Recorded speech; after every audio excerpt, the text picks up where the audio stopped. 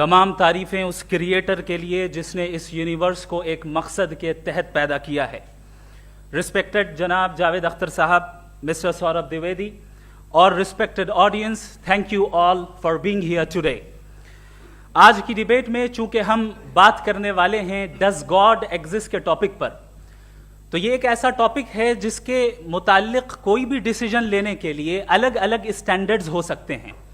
लिहाजा डिबेट के शुरू में ये ज़रूरी है कि हम ये जान लें कि आज के इस टॉपिक में कौन सा स्टैंडर्ड सही होगा और कौन सा गलत होगा। सबसे पहला स्टैंडर्ड जिसे मैं समझता हूं कि हमारे रिस्पेक्टेड जनाब जावेद अख्तर साहब बड़ी तेजी के साथ उसकी तरफ लपकेंगे, वो है साइंस। जबकि साइंस दर हकीकत खुदा के एग्जिस्टेंस को डायरेक्टली साबित करने या उसके एग्जिस्टेंस को डिनाई करने के लिए स्टैंडर्ड नहीं बन सकती। और उसकी वजह क्या है, ये मैं नहीं कह रहा, ये वो लोग कह रहे हैं जो साइंस के एक्सपर्ट्स हैं। नेशनल एकेडमी ऑफ साइंस कहती है science doesn't have the processes to prove और disprove the existence of God. Why? क्योंकि साइंस का ताल्लुक एम्पेरिकल एविडेंस से है और एम्पेरिकल एविडेंसेस का ताल्लुक हमारे नेचुरल और फिजिकल वर्ल्ड से है, जबकि गॉड नॉन फिजिकल और सुपर नेचुरल रियलिटी है। लिहाजा नॉन फिजिकल रियलिटी को आप उस टूल के साथ नहीं चेक कर सकते जिसका काम फिजिकल रियलिटी को तलाश करना है। लिहाजा आज इस डिबेट में गॉड की एग्जिस्टेंस को साबित करने या उसे डिनाई करने में साइंटिफिक एविडेंस को एक्सेप्ट नहीं किया जाएगा। दूसरा स्टैंडर्ड हो सकता है रेविलेशन, कि रेविलेशन के जरिए हम यह साबित करें कि गॉड एग्जिस्ट करता है या नहीं। लेकिन यह स्टैंडर्ड भी आज इररेलेवेंट है। क्यों? क्योंकि रेविलेशन मेरे नजदीक सोर्स ऑफ नॉलेज है, वैलिड सोर्स ऑफ नॉलेज है, लेकिन हमारे जावेद अख्तर साहब के नजदीक ये वैलिड सोर्स ऑफ नॉलेज नहीं है। लिहाजा आज की डिबेट में मैं एक भी एविडेंस किसी भी मजहबी स्क्रिप्चर से नहीं दूंगा ताकि जावेद अख्तर साहब के लिए वो अनएक्सेप्टेबल ना हो। तीसरा जो मेयार हो सकता है वो है ऑब्जर्वेशन, कि भाई कोई कहे कि हमें खुदा दिखाओ, अगर है तो दिखाओ, या ये कि खुदा के एग्जिस्टेंस पर एम्पेरिकल एविडेंस दो, तो ये है दर हकीकत गलत टूल का इस्तेमाल करना। ये ऐसा ही है कि जावेद साहब मुझसे ये मुतालबा करें कि मुफ्ती साहब आप मेटल डिटेक्टर के जरिए प्लास्टिक डिटेक्ट करके दिखाएं। अब चूंकि प्लास्टिक डिटेक्ट नहीं हो पा रही है लिहाजा plastic does not exist. No, you are using the wrong tool. इस टूल से प्लास्टिक को डिटेक्ट नहीं किया जाता।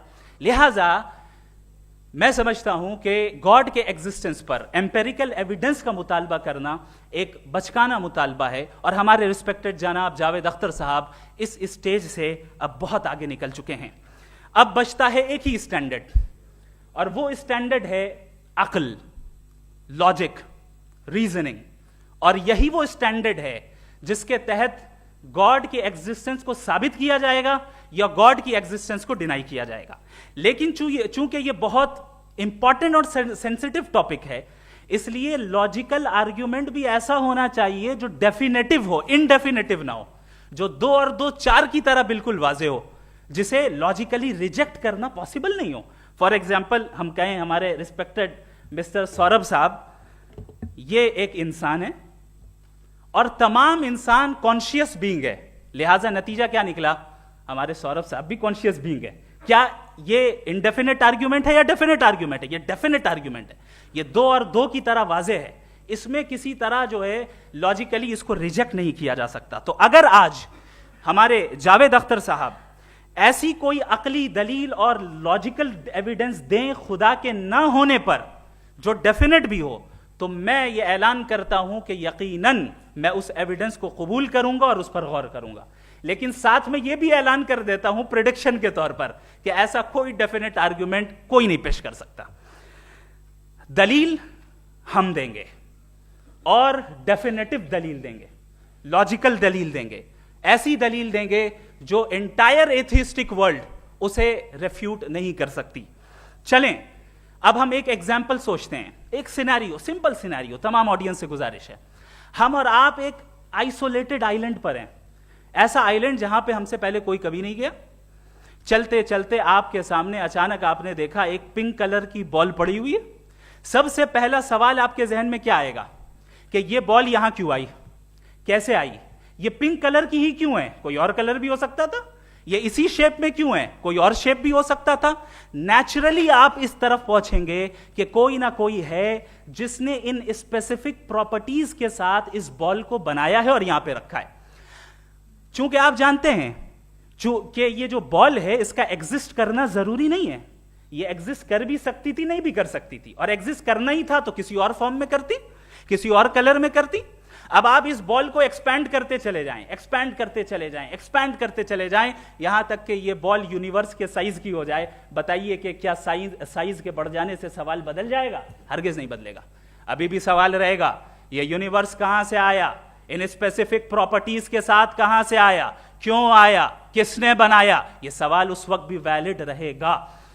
लेकिन यह सवाल अगर हम जनाब जावेद अख्तर साहब से करें तो चूंकि इनका वर्ल्ड व्यू एथिस्टिक है, और सिर्फ इनका नहीं, मतलब जितने भी एथिस्ट हैं और एथिस्टिक वर्ल्ड व्यू को रखने वाले से अगर आप ये सवाल करें कि ये यूनिवर्स कहां से आया, तो इनका जवाब या तो आर्ग्यूमेंट फ्रॉम इग्नोरेंस होगा या डॉगमेटिक होगा। या तो ये कहेंगे कि मुझे नहीं पता कि ये कहां से आया, लिहाजा गॉड डज नॉट एग्जिस्ट, ये आर्ग्यूमेंट फ्रॉम इग्नोरेंस है, या ये कहेंगे कि ये यूनिवर्स खुद ब खुद बन गया। इसका मतलब ये है कि उस बॉल को भी खुद ब खुद बन जाना चाहिए, लेकिन बॉल के ताल्लुक से ये एक्सप्लेनेशन एक्सेप्ट नहीं की जाएगी कि ये खुद ब खुद बन गई, लेकिन यूनिवर्स के ताल्लुक से कर दिया जाएगा। इसे हम दूसरे अल्फाज में डॉगमा भी कह सकते हैं। दूसरी चीज, हमारे जावेद अख्तर साहब जरूर गॉड ऑफ गैप्स की मिसाल भी जरूर देंगे, और मिसाल देंगे कि पहले जमाने में बिजलियां कड़कती थी तो लोगों ने किसी एक खुदा की तरफ, और बारिश होती थी तो दूसरे खुदा की तरफ मंसूब कर दिया, उनके पास दलील नहीं थी। यह हमारा वर्ल्ड व्यू है ही नहीं, यह हमारा वर्ल्ड व्यू है ही नहीं, क्योंकि नेचुरल फेनोमेना के प्रोसेस की इंटरप्रिटेशन को जान लेने से यह कहां से साबित हो गया कि गॉड एग्जिस्ट नहीं करता है। इस पर मैं इंशाअल्लाह अभी आगे बात करूंगा। आप हजरात ये भी देखेंगे, और मैं ये एक्सपेक्ट करता हूं कि हमारे रिस्पेक्टेड जनाब जावेद अख्तर साहब जरूर इमोशनल आर्ग्यूमेंट्स भी देंगे, जो कि एक लॉजिकल फेलेसी है जब बात आती है ट्रुथ को डिसाइड करने में। क्यों? मिसाल के तौर पर वो कहेंगे कि अगर गॉड है तो ईविल क्यों एग्जिस्ट करता है, जबकि मैं कहता हूं ईविल का एग्जिस्ट करना गॉड के एग्जिस्ट करने की दलील है, उसके खिलाफ नहीं है। चूंकि अगर गॉड है तो हम सब उसके सामने अकाउंटेबल हैं, और अगर हम अकाउंटेबल हैं तो अकाउंटेबिलिटी के लिए ईविल का मौजूद होना जरूरी है, उसके बगैर हम अकाउंटेबल नहीं हो सकते। और अगर हम अकाउंटेबल नहीं हैं तो हम जनाब जावेद अख्तर साहब से पूछेंगे कि आप बताएं कि फिर सफरिंग इस दुनिया में क्यों है? अगर खुदा नहीं है तो सफरिंग क्यों है? और उन लोगों के जज्बे का क्या जिनके अंदर सफरिंग के बाद इंतकाम लेने का जज्बा पाया जाता है और वो इस दुनिया से ऐसे ही चले गए, क्या उनकी सारी तकलीफें बेकार चली जाएंगी? अब आ जाएं उसी एग्जाम्पल की तरफ कि बॉल, मुझसे अगर कोई पूछे इस बॉल को किसने बनाया, और या इस एक्सपेंडेड बॉल को किसने बनाया, मैं कहूंगा कि चूंकि ये यूनिवर्स और इस यूनिवर्स की तमाम चीजें कॉन्टिंजेंट हैं। कॉन्टिंजेंट होने का मतलब ये होता है कि जो अपने एग्जिस्टेंस पे किसी के ऊपर डिपेंड करती हो, तो जाहिर है ये यूनिवर्स कॉन्टिंजेंट है। और अगर कोई चीज कॉन्टिंजेंट नहीं है तो मैं रिक्वेस्ट करूंगा कि मुझे दिखा दें कि कौन सी चीज यूनिवर्स में कॉन्टिंजेंट नहीं है, हम भी जरा गौर कर लें और हम भी देख लें। और जब कॉन्टिंजेंट चीजें मौजूद हैं तो फिलोसोफर्स की इस्तिलाह के मुताबिक, हम उस टर्मिनोलॉजी के मुताबिक हम उस जगह तक पहुंचते हैं और उस हस्ती तक पहुंचते हैं जिसे नेसेसरी बीइंग कहा जाता है, कि ये वो नेसेसरी बीइंग है जिसका मौजूद ना होना नामुमकिन हो। क्योंकि अगर ये मौजूद ना हो तो सारी चीजें एग्जिस्टेंस में आएंगी ही नहीं, और ये सारी कॉन्टिंजेंट चीजें उसी के ऊपर डिपेंड करती हैं। अब अगर आप ये सवाल करते हैं कि फिर उस हस्ती को किसने बनाया, फिर उसका कॉज क्या है, फिर उसका कॉज क्या है, फिर उसका कॉज क्या है, और एंडलेसली चले जाएं, इसे हम कहते हैं इन्फिनिट रिग्रेस ऑफ कॉजेस, जो कि लॉजिकल फेलेसी है। कॉन्सेप्चुअली इन्फिनिटी पॉसिबल है। मिसाल के तौर पे न्यूमेरिकल्स 1 2 3 गिनते चले जाएं, इन्फिनिट नंबर्स हैं। मैं कॉन्सेप्चुअली बात नहीं कर रहा, प्रैक्टिकली रियलिटी में साबित करके दिखाएं कि infinite regress of causes possible हैं या नहीं। अगर पॉसिबल हैं तो हम मान लेंगे, मिसाल दे दें, और पॉसिबल नहीं है तो एक ही ऑप्शन बचता है जिसे हम कहते हैं नेसेसरी बीइंग। ऐसी नेसेसरी बीइंग जो इंडिपेंडेंट है, क्योंकि अगर वो डिपेंडेंट हुई तो वो नेसेसरी नहीं रहेगी। ऐसी इंडिपेंडेंट बीइंग जो इटर्नल है, अगर वो इटर्नल नहीं होगी, उसकी बिगिनिंग होगी तो वो खुद कॉन्टिंजेंट है। ऐसी बीइंग जो पावरफुल है, क्योंकि कॉन्टिंजेंट को एक्चुअलाइज करने के लिए पावर चाहिए। ऐसी बीइंग जो इंटेलिजेंट है और नॉलेजेबल है, क्योंकि ये यूनिवर्स स्पेसिफिक फॉर्म और स्पेसिफिक लॉज ऑफ नेचर के तहत प्रिसाइजली चल रहा है। Thank you. थैंक यू मुफ्ती साहब।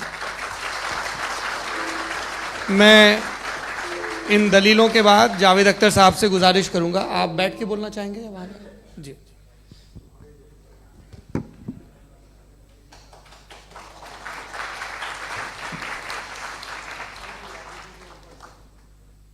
पहले तो मैं मुफ्ती साहब को एक अच्छी खबर देना चाहूँगा कि मेरी नॉलेज साइंस के बारे में बड़ी मामूली है, तो आप फिक्र ना करें उसकी, लेकिन कुछ कॉमन सेंस है मुझ में।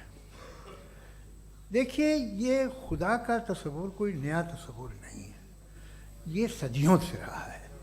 ये कुछ रिलीजन 3000 साल पुराने होंगे, 4000 साल पुराने होंगे, लेकिन इंसान कोई 10,000 12,000 साल से एग्जिस्ट करता है होमोसेपियन की शक्ल में, और हमेशा कुछ ना कुछ मज़हब रहे।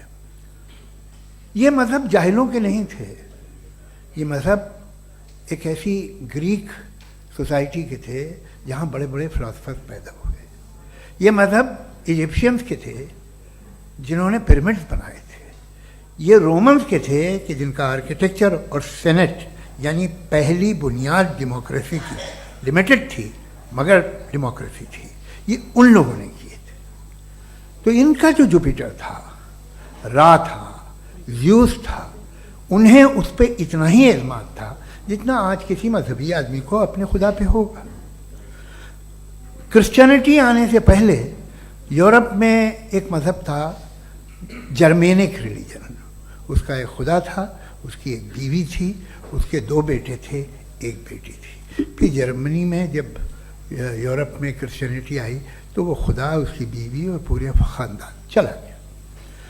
तो हमने, अगर हम हिस्ट्री देखें तो खुदा जो हैं वो ज़्यादातर फ़नी हैं, वो हमेशा रहे नहीं। और वो जो लोग इन्हें मानते थे उनको आप कहें वो तो जाहिल थे, उन्हें तो कुछ पता ही नहीं था, ऐसा नहीं है। वो अपने वक्त में बड़े काबिल लोग थे और अपने वक्त में उन्होंने बड़े बड़े काम किए हैं, फिलोसफर्स थे, साइंटिस्ट थे, लेकिन उनका मज़हब कहाँ गया, उनके खुदा कहाँ गए? आज जो खुदा हैं दुनिया में लोग उन्हें मानते हैं।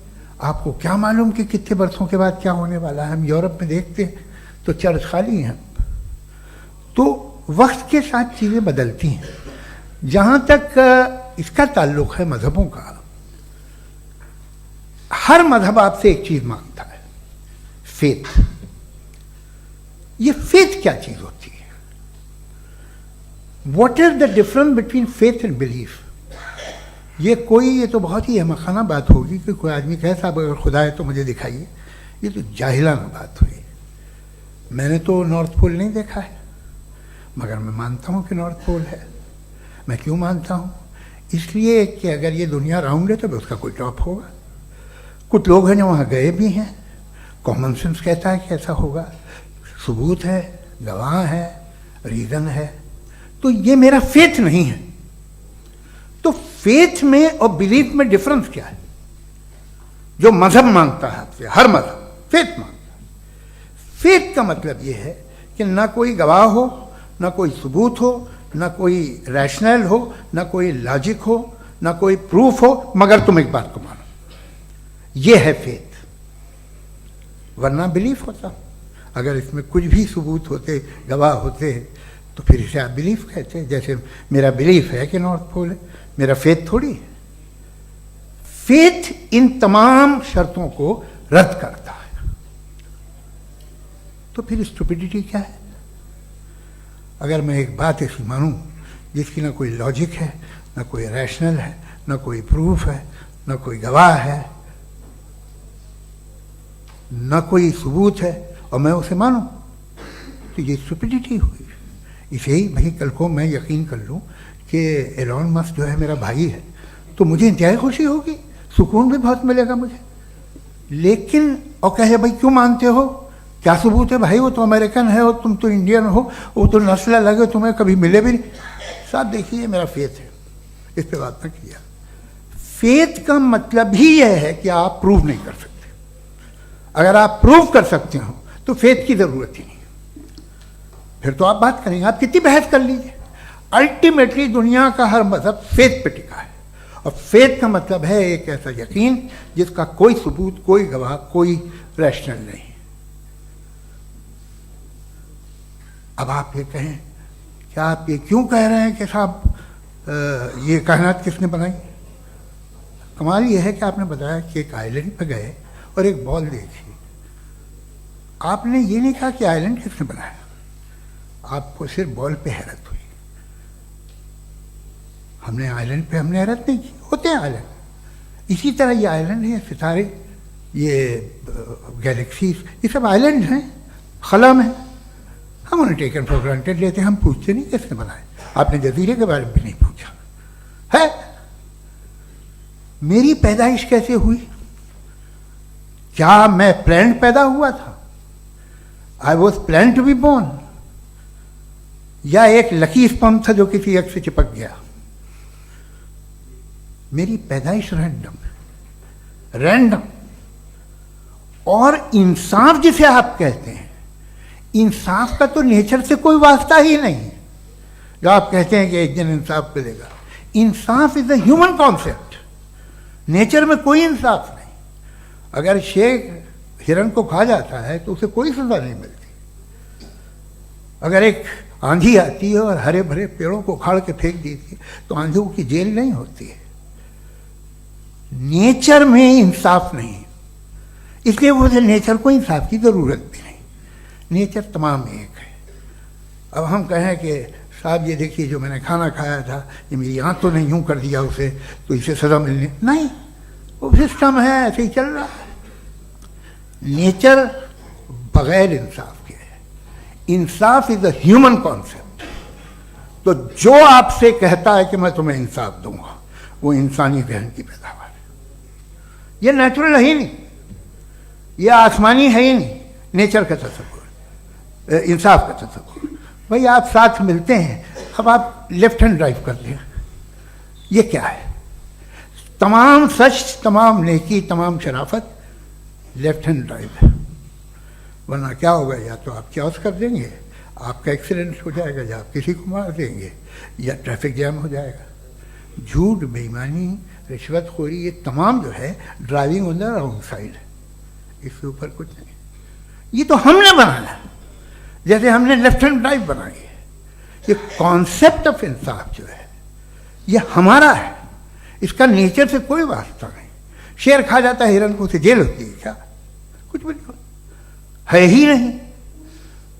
तो ये जो दुनिया के रिलीजन प्रॉमिस करते हैं आपसे इंसाफ, इसी से मालूम होता है कि ये मैन मेड है। ये तसव्वुर कहीं और का है ही नहीं। जो नेचर है, कुछ लोग कहते हैं नेचर ही खुदा है, तो नेचर में तो इंसाफ नहीं कहीं। और आप वादा कर रहे हैं कि तुम्हें मरने के बाद इंसाफ मिलेगा। मुझे अगर मिलेगा तो मैं बहुत खुश होऊंगा, लेकिन मैं यकीन नहीं कर पाता हूं, इसलिए कि मैं फेथ नहीं पैदा कर सकता। The very fact that religions demand faith, इसका मतलब है कि उनके पास जस्टिफिकेशन नहीं है। अच्छा साहब, फिर रिलीजन अगर मॉडरेशन में है, कोई सा भी नहीं, वो आप में कुछ खूबियाँ भी पैदा करता होगा। देखिए उससे ये फ़ायदा है, वो फ़ायदा है। अल्कोहल जो है वो ज़्यादातर दवाओं में यूज़ होती है, और एक सर्वे किया गया था अमेरिका में कि लॉन्जिटिविटी किन लोगों की है। तो एक तरफ वो लोग थे जो शराब पीते ही नहीं थे, और एक तरफ वो थे जो एक बोतल शराब रोज पीते थे।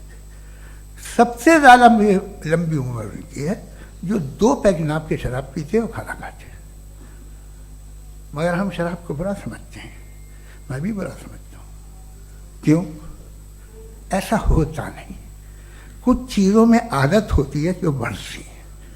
आज तक में एक आदमी दूध पीता है, आप 10 साल बाद भी मिलेंगे तो एक ही गिलास पीता होगा। ऐसा नहीं होता, सुबह से दूध पीता रहता है। मिल्कोहलिक मैंने नहीं देखे, अल्कोहलिक होते हैं। ये टेंडेंसी है मजहब की कि वो बढ़ता है, जैसे कैंसर बढ़ता है, जैसे शराब बढ़ती है। कुछ लोग होंगे जो उसे सही तरह से यूज़ करते हैं। मुझे यकीन है कि हमारे मुफ्ती साहब भी उनमें से एक हैं, इनसे बहुत खुशी हुई मुझे इनसे मिलकर। लेकिन कितने लोग हैं कि आज आप देखते हैं दुनिया में जो तबाहियाँ हैं, इनमें कितना हाथ है उन लोगों का जो बिलीवर कहते था मजहब ये नहीं कहता, ना कहता होगा, मगर जब ये मजहब पीते हैं तो ऐसे बिहेव करते हैं। थोड़ा सा अगर हो तो शायद बहुत अच्छी बात, लेकिन शराब थोड़ी सी नहीं रहती, उसमें टेंडेंसी है पहले। थोड़ा सा अगर 2-3 कैंसर के सेल हो ना बॉडी में तो आदमी सिम रहेगा, लेकिन वो 2-3 सेल नहीं रहते, वो मल्टीप्लाई होते हैं। जावेद साहब टाइम पूरा हो गया। टाइम हो गया, तो बस बात खत्म हो गई। अच्छा, मुझे कुछ और कहने को था भी नहीं। जी, मैं पहले जवाबी दौर के लिए इनवाइट कर रहा हूं मुफ्ती साहब को। Your rebuttal round 1, you have 7 minutes.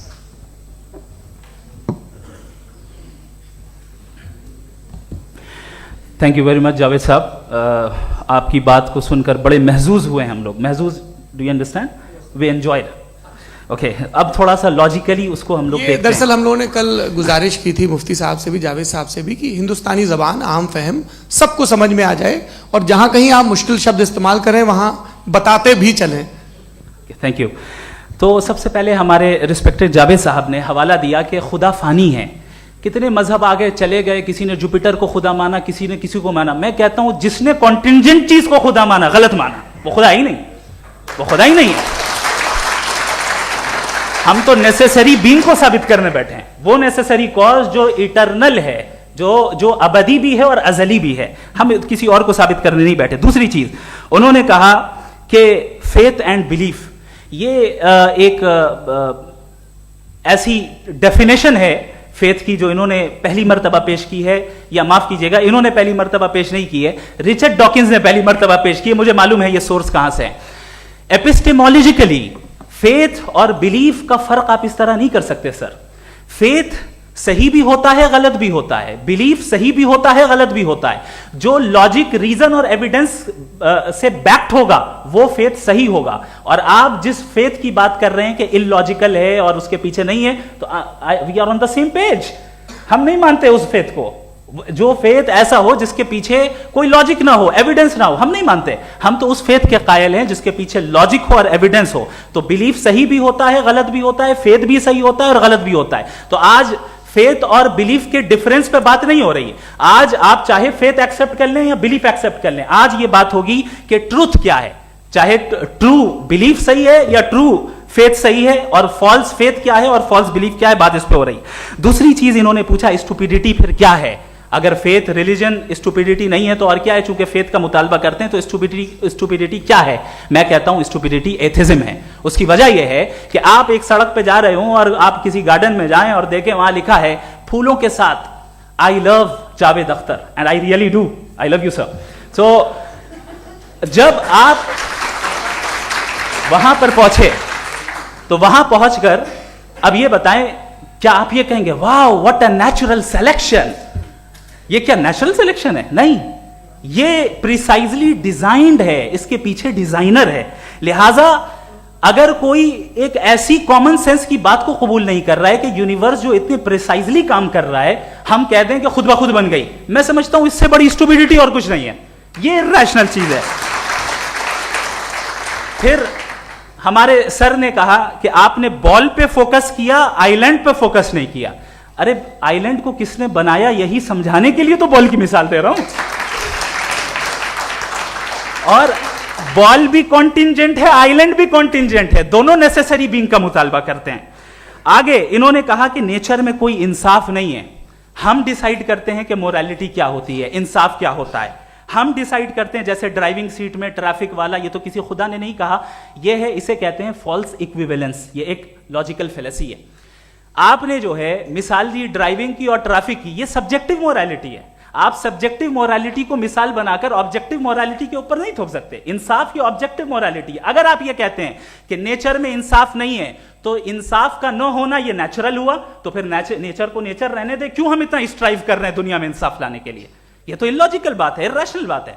इसलिए बहुत सी चीजें ऐसी हैं जो ऑब्जेक्टिवली जो है इविल या गुड हैं, और बहुत सी चीजें ऐसी हैं जो सब्जेक्टिवली हैं। सब्जेक्टिवली जो मोरल होता है या इमोरल होता है, उसको हम सोशल कंसेंसस से या पर्सनल प्रेफरेंस से डिसाइड करते हैं। लेकिन जो ऑब्जेक्टिव मोरालिटी है, जिसमें इंसाफ आया, जो इन्होंने बार बार रिपीट किया, ये ऑब्जेक्टिव है, सब्जेक्टिव नहीं है। अगर आप कहते हैं ये सब्जेक्टिव है, तो मेरा सवाल आपसे ये है, क्या सोशल कंसेंसस के जरिए अगर जुल्म को सही करार दे दिया जाएगा तो आप जुल्म को जस्टिफाई करेंगे?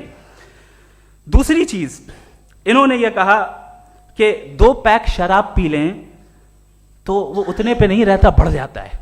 यही मामला मजहब के साथ है, 2 पैक आप पी लें बढ़ेगा। तो ये एक ऐसी मिसाल है, इसको कहीं भी फिट कर लें कि आप एथिज्म पे जब फिट करें, जब आप 2 पैक एथिज्म का लेंगे ना, तो वो बढ़ बढ़ के नॉर्थ कोरिया बनेगा। Thank you.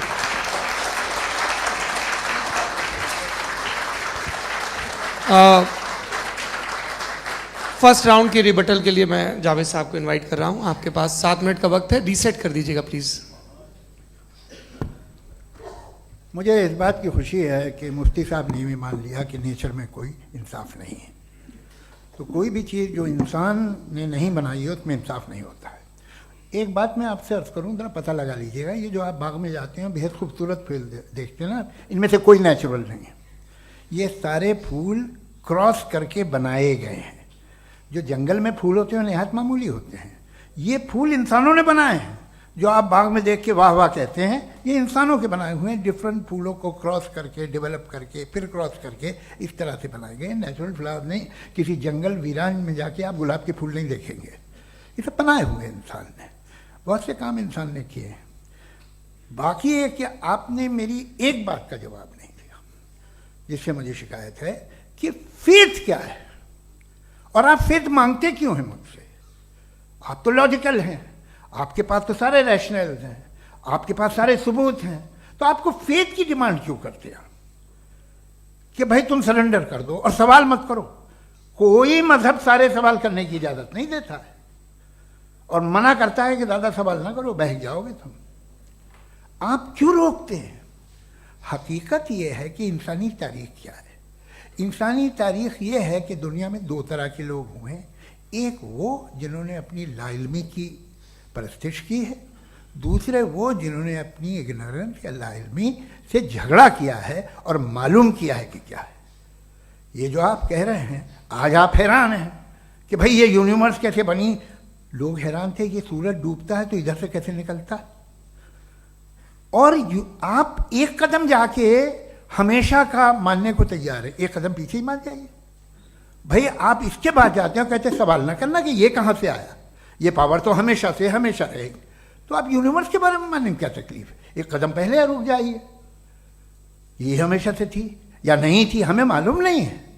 और ये कहना कि हमें मालूम नहीं है, कमाल ये है कि दुनिया के सारे मजहब सब जानते हैं ये दुनिया कैसे बनी थी, कैसे मिटेगी, मरने के बाद क्या होगा, इनको सब इल्म है। इनको किसी को डायनासोर होते थे पहले ये नहीं पता था, किसी को नहीं पता। किसी भी दुनिया की मजहबी किताब में डायनासोर का जिक्र नहीं है। लेकिन बाकी सब बातें, how to make universe in 4 easy lessons and बाकी सब पता है। जिसको सब पता है वो गड़बड़ है। हम में ये इंकिसार, ये ह्यूमिलिटी होनी चाहिए कि हम ये कहें कि हमें ये बहुत सारी बातें नहीं मालूम, लेकिन हम उनकी परस्तिश न करना, अपनी लाइल्मी को की परस्तिश न करें, हम उसे पता लगाने की कोशिश करें। जिस दुनिया में आप बैठे हैं सर, ये हॉल जो है, ये इलेक्ट्रिसिटी जो है, ये माइक जो है, जिस हवाई जहाज से आप आए थे, वो जिस कार से आप यहाँ आए हैं, ये सब उन लोगों की बनाई हुई है जिन्होंने सवाल किए थे। ये दुनिया जिसमें आप आज आराम से हैं, ये उन लोगों की बनाई है कि जिन्होंने सवाल किए थे। और हर स्टेज पे इन सवालों को मकरूह कहा गया था, गलत कहा गया था। आप जरा तारीख पढ़िए, एक बड़ी दिलचस्प किताब है बर्ट्रैंड रसेल की, जिसमें उसने रिलीजन एंड साइंस कि कब से रिलीजन जो है साइंस के अगेंस्ट है। और हद तो यह है कि भाप के इंजन के खिलाफ थे, स्टीम इंजन के भी खिलाफ थे, और फतवे हुए उन पर, वेटिकन ने दिए। तो ये हमेशा, अभी जैसे ही ये राइट विंगर आते हैं अमेरिका में पावर में, तो वो जो अपना ये क्या बोलते हैं उसे, सीड क्या बोलते हैं, सीड क्या जो, हाँ नहीं सीड जो होते हैं जिस पे जी नहीं भाई, वो जो ह्यूमन बॉडी के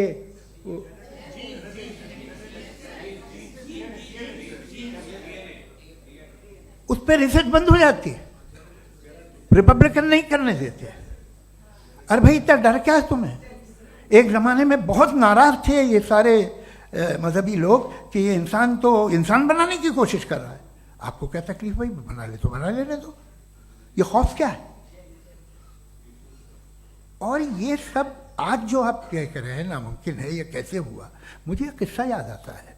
जब मैं छठी क्लास में था तो मैं मैथमेटिक्स में बहुत वीक था, तो एक टीचर रख दिया गया, उसने 1 2 3 4 5 6 7 को सिखा दिया मुझे। वो दिन मैं भूल नहीं सकता हूँ मुफ्ती साहब, जिस दिन उसने ये बताया कि 1/2 क्या होता है और 3/4 क्या होता है, मुझे ऐसा लगा कि मेरा सर बीच से फट जाएगा।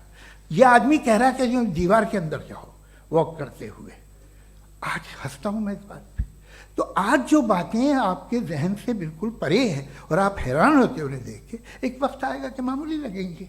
और हुआ है, आपकी इंसानी तारीख ही है। इतनी जल्दी सारे फैसले आप मत कर लीजिए, थोड़ा ये ह्यूमिलिटी रखिए कि भाई ये हमें नहीं मालूम। ये कहने में क्या आ रहा है?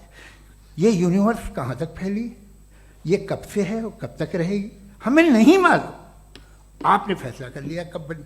ये आपके हिसाब से कोई 14 बिलियन ईयर बनी जो समझा जाता है।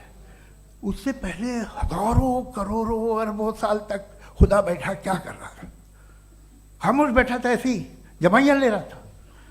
फिर उसे आइडिया आया, यार एक काम करते, वक्त अच्छा गुजर जाएगा, यूनिवर्स पर आपसे सोचिए।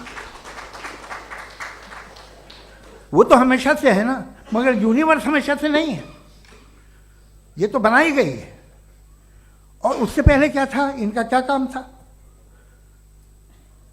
कैसी बात है, ये बड़ा आसान है। जो बात हमें आज धीरे धीरे पता चली है, बरसों 2000 और 2500 साल पहले आपको किसी ने बता दिया कि क्या था, आप मान गए, और तब से वही मान रहे हैं जो 2500 साल पहले कहा गया था। सब कुछ बदल गया है, सॉल्व हो रही हैं चीज़ें। अभी साइंस बिल्कुल दावा नहीं करती, या कोई फिलोसफर ये दावा नहीं करता कि हमें सब मालूम, बल्कि वो कहता है कि हमें जितना मालूम होता है उससे ये मालूम होता है कि हमें कितना कम मालूम। तो हम अपनी जहालत से लड़ें, उसकी परस्तिश न करें। जी, टाइम है। Thank you so much. मैं तर्कों की श्रृंखला में राउंड 2 के लिए मुफ्ती साहब को आमंत्रित कर रहा हूँ। आपके पास एक बार फिर से 7 मिनट का वक्त है। शुक्रिया। जनाब जावेद अख्तर साहब कई मर्तबा दोहरा रहे हैं कि फेथ का मतलब बताइए, फेथ का मतलब बताइए। मैंने बता दिया, फेथ सही भी होता है, गलत भी होता है। और आज हम फेथ पे बात नहीं कर रहे, हम ट्रुथ और डज गॉड एग्जिस्ट पे बात कर रहे हैं। क्या डज गॉड एग्जिस्ट, ये ट्रुथ यानी गॉड है या नहीं है, इसमें से दोनों ट्रुथ क्या है। अब आप उसे फेथ कह लें, बिलीफ कह लें, नॉट माई बिजनेस। उसके बाद आपने कहा कि भाई सवाल करने से मजहब रोकता है।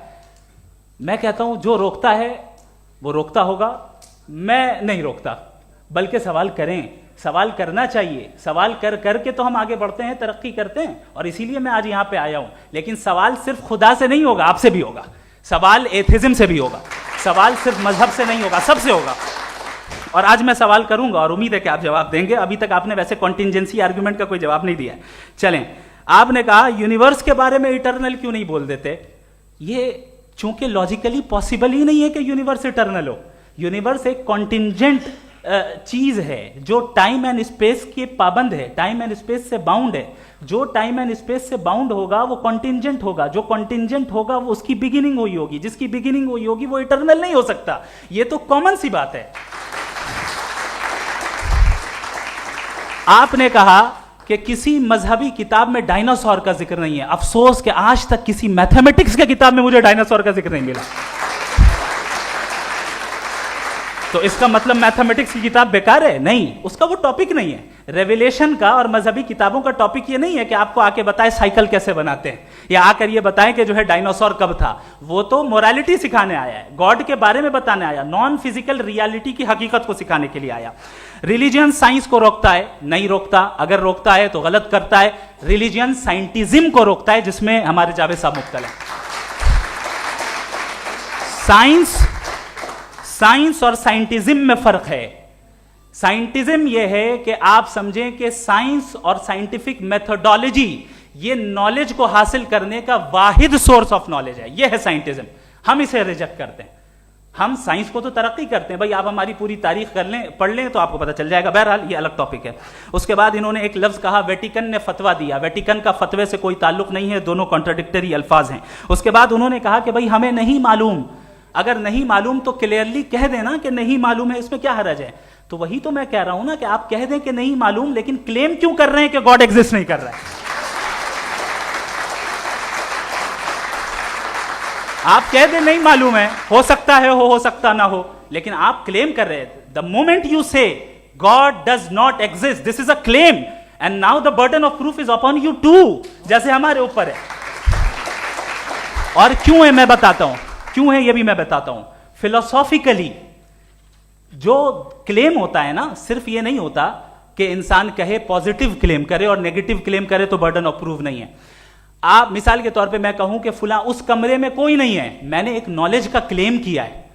उस कमरे में कोई नहीं है, मैंने एक नॉलेज का क्लेम किया। या तो मैं कहूं मुझे नहीं पता, हो भी सकता है नहीं भी हो सकता है, this is not a claim. लेकिन जब मैं कह रहा हूं कि वहां कोई नहीं है, या मैं कह रहा हूं वहां कोई है, दोनों क्लेम है और दोनों के ऊपर बर्डन ऑफ प्रूफ है। हमारे ऊपर भी बर्डन ऑफ प्रूफ है। मैंने कंटिजेंसी आर्ग्यूमेंट दिया, इसे तोड़कर दिखाइए।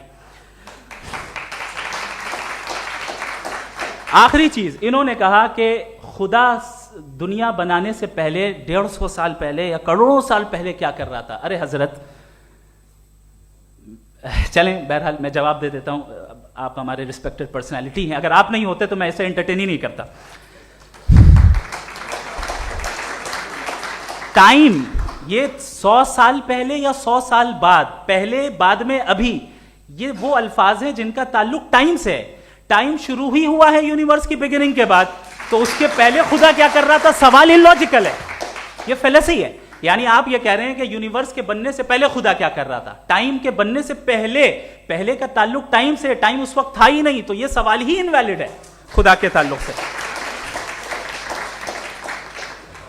दूसरी चीज, आर्ग्यूमेंट ऑफ कंटिजेंसी जो मैंने आपके सामने पेश की है, आपने बार बार ये प्रूफ किया और ये कह रहे हैं कि गॉड ऑफ गैप्स।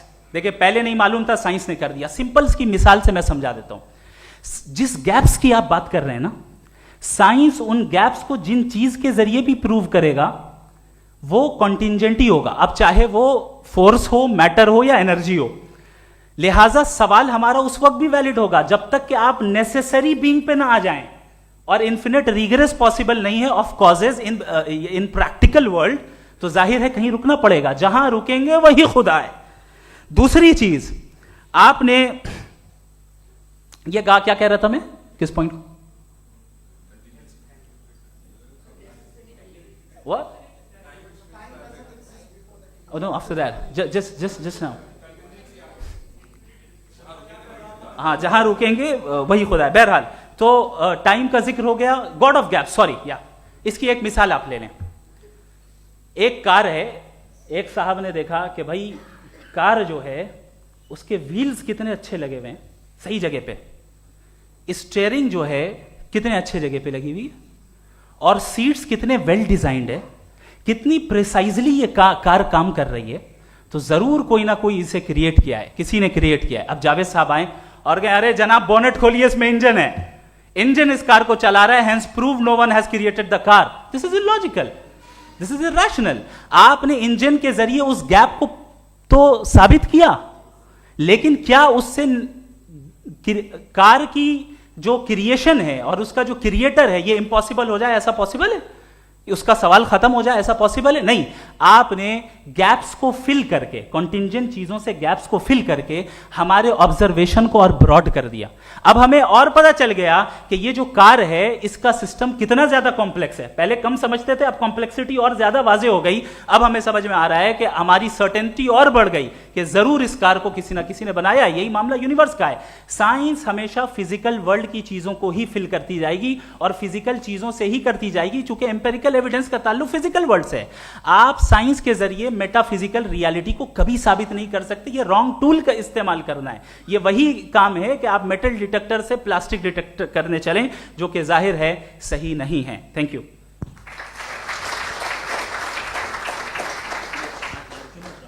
जी, ये आर्ग्यूमेंट का राउंड 2 है। हाँ। 7 मिनट है। पहले तो मैं आपसे अर्ज करूं कि आपने कहा कि जब कायनात ही नहीं थी तो वक्त भी नहीं था, कुछ भी नहीं था। कैसे नहीं था? खुदा था। एक एग्जिस्टेंस तो था ना खुदा का। तो जब खुदा था तो वक्त भी होगा। ऐसा नहीं कि कुछ भी नहीं था, खुदा था। अच्छा, बाकी एक आपने कहा साहब आप साबित कीजिए, आपके पास भी लॉजिक है या मेरे पास भी लॉजिक है। आप मेरा जिम्मेदारी नहीं है साबित करना कि खुदा है। बर्टन रसल ने बड़ी अच्छी बात कही। बर्टन रसल ने बड़ी अच्छी बात कही। मैं आपसे अगर ये दावा करूं कि एक चाय की केतली मरीख के चारों तरफ घूम रही है, मार्स के चारों तरफ, तो ये आपका काम नहीं है कि आप साबित करें कि कोई चाय की केतली नहीं है। ये मेरा काम है, मैंने दावा किया है। ये दावा तो मजहबी लोग करते हैं कि खुदा है। मैं क्यों साबित करूं कि नहीं है? जब तक आप मुझे कन्विंस नहीं कर देंगे मैं नहीं मानूंगा। आपकी जिम्मेदारी है, मेरी जिम्मेदारी नहीं है। दोयम ये कि ये जो आप कह रहे हैं, जो गैप्स हैं, ये गैप जब जब किसी मजहब को चैलेंज करते हैं, जब ऐसा कोई बात आती है तो हंगामा हो जाता है कि जब वो चैलेंज करें किसी फेथ को। ये तमाम साइंस जो है इसे मुख्तलिफ जगहों पे मुख्तलिफ वक्तों में मजहब ने रोकने की कोशिश की है। ये किताब है religion and science, Burton Russell की, पढ़िएगा, अच्छी लगेगी आपको। तारीख ही है साइंस, मजहब की साइंस से उसका यही रिश्ता है। अच्छा, अब ये हम सोचें कि बहरहाल ये वजूद जो है मजहब और ये बिलीव इन गॉड इंसान को बेहतर बना देता है। तो एक काम कीजिए, हिंदुस्तान वर्ल्ड का नक्शा लीजिए और मार्क कीजिए कि रिलीजन कहाँ कहाँ ज़्यादा है, कहाँ कहाँ, चाहे वो लैटिन अमेरिका हो या मिडल ईस्ट हो या फार ईस्ट हो या हिंदुस्तान के वो इलाके जहाँ मजहबियत ज़्यादा है। रख दीजिए नक्शा अलग। अब दूसरा नक्शा कि कहाँ कहाँ नाइंसाफ़ी, रिप्रेशन, औरतों के हुकूक की पामाली, जुल्म, डिक्टेटरशिप कहाँ है। नक्शा एक ही होगा। तो आप मुझे बताएं कि जो इसका तरकीब इस्तेमाल क्या है। खुदा का तरकीब इस्तेमाल तो बताइए। आप छोटी सी दवा सड़क पे बेचते हैं, उसकी भी तरकीब इस्तेमाल बताते हैं। इसके इस्तेमाल से तो फायदा नहीं हुआ किसी को। जो सारे के सारे खराब मुल्क हैं, खराब समाज है, वो सारे जुल्म खुदा के नाम पे करते हैं। वो गलत करते हैं, सही करते हैं, मुझे क्या लेना देना उससे। इस्तेमाल से मालूम होता ना। एक विस्की की बोतल कभी शायद देखी हो आपने, लाल रंग की होती है, उस पर रोशनी और छपड़ा इंतहाई खूबसूरत लगती है, क्या बिगाड़ रही है किसी का। उसका इस्तेमाल गलत है, इसलिए आप उसे नापसंद करते हैं। इसका इस्तेमाल गलत है, इस तसव्वुर का इस्तेमाल ही गलत है और हमेशा से गलत हुआ है। आप देख लीजिए, इंसानी तारीख देख लीजिए, आज देख लीजिए, हिंदुस्तान देखिए, दुनिया देख लीजिए, क्या हो रहा है। इसे कैसे इस्तेमाल कर रहे हैं। फेथ वाले लोग क्या फेयर हैं, जस्ट हैं, जो अपने खुदाओं पे यकीन रखते हैं, वो किस तरह के लोग हैं। वो लोगों को इंसाफ देते हैं, वो बेहतर इंसान बने। तो इस दवा का फ़ायदा क्या है। चलो बहुत फ़ायदा हो रहा तो मैं इस्तेमाल कर लूँगा, मैं मुझे तो इस दवा का कोई फ़ायदा दिखता ही नहीं। मुझे तो ऐसा लगता, मैं एक और बात बताऊं, अगर कोई आदमी मजहबी है और अच्छा आदमी है तो मैं उसकी बहुत इज्जत करता हूँ, इसलिए कि मेरा ख्याल है मजहबी आदमी का अच्छा होना मुझसे अच्छा होने से ज़्यादा मुश्किल है। भाई हर चीज़ की एक लिमिट है। आप इतना भाग सकते हैं, इतना नहीं भाग सकते, इतना वजन उठा सकते, इतना नहीं उठा सकते, इतना दूर देख सकते हैं, इतना दूर नहीं देख सकते। उसी तरह कॉमन सेंस कहता है कि आप में नेकी का भी एक कोटा होगा। अब आप अगर सुबह जाते हैं अपनी इबादत गाह और इबादत करते हैं तो बाहर निकलते हैं तो आप तो यही महसूस करते हैं कि आपने एक बहुत अच्छा काम किया, आपकी नेकी का एक बहुत बड़ा कोटा खर्च हो गया जिससे किसी का कोई फ़ायदा नहीं। मैं तो नहीं जाता हूँ, तो मुझे तो किसी को खाना खिलाना पड़ेगा, किसी बेवा की मदद करनी पड़ेगी। मैं अपना कोटा कैसे कंज्यूम करूँ? आप अपना कोटा सारे मजहबी लोग इंतहाई यूजलेस कामों में यूज करते हैं। उसके बाद भी अगर आप में बच्ची है थोड़ी सी शराफत, तो भाई वाह, क्या बात है।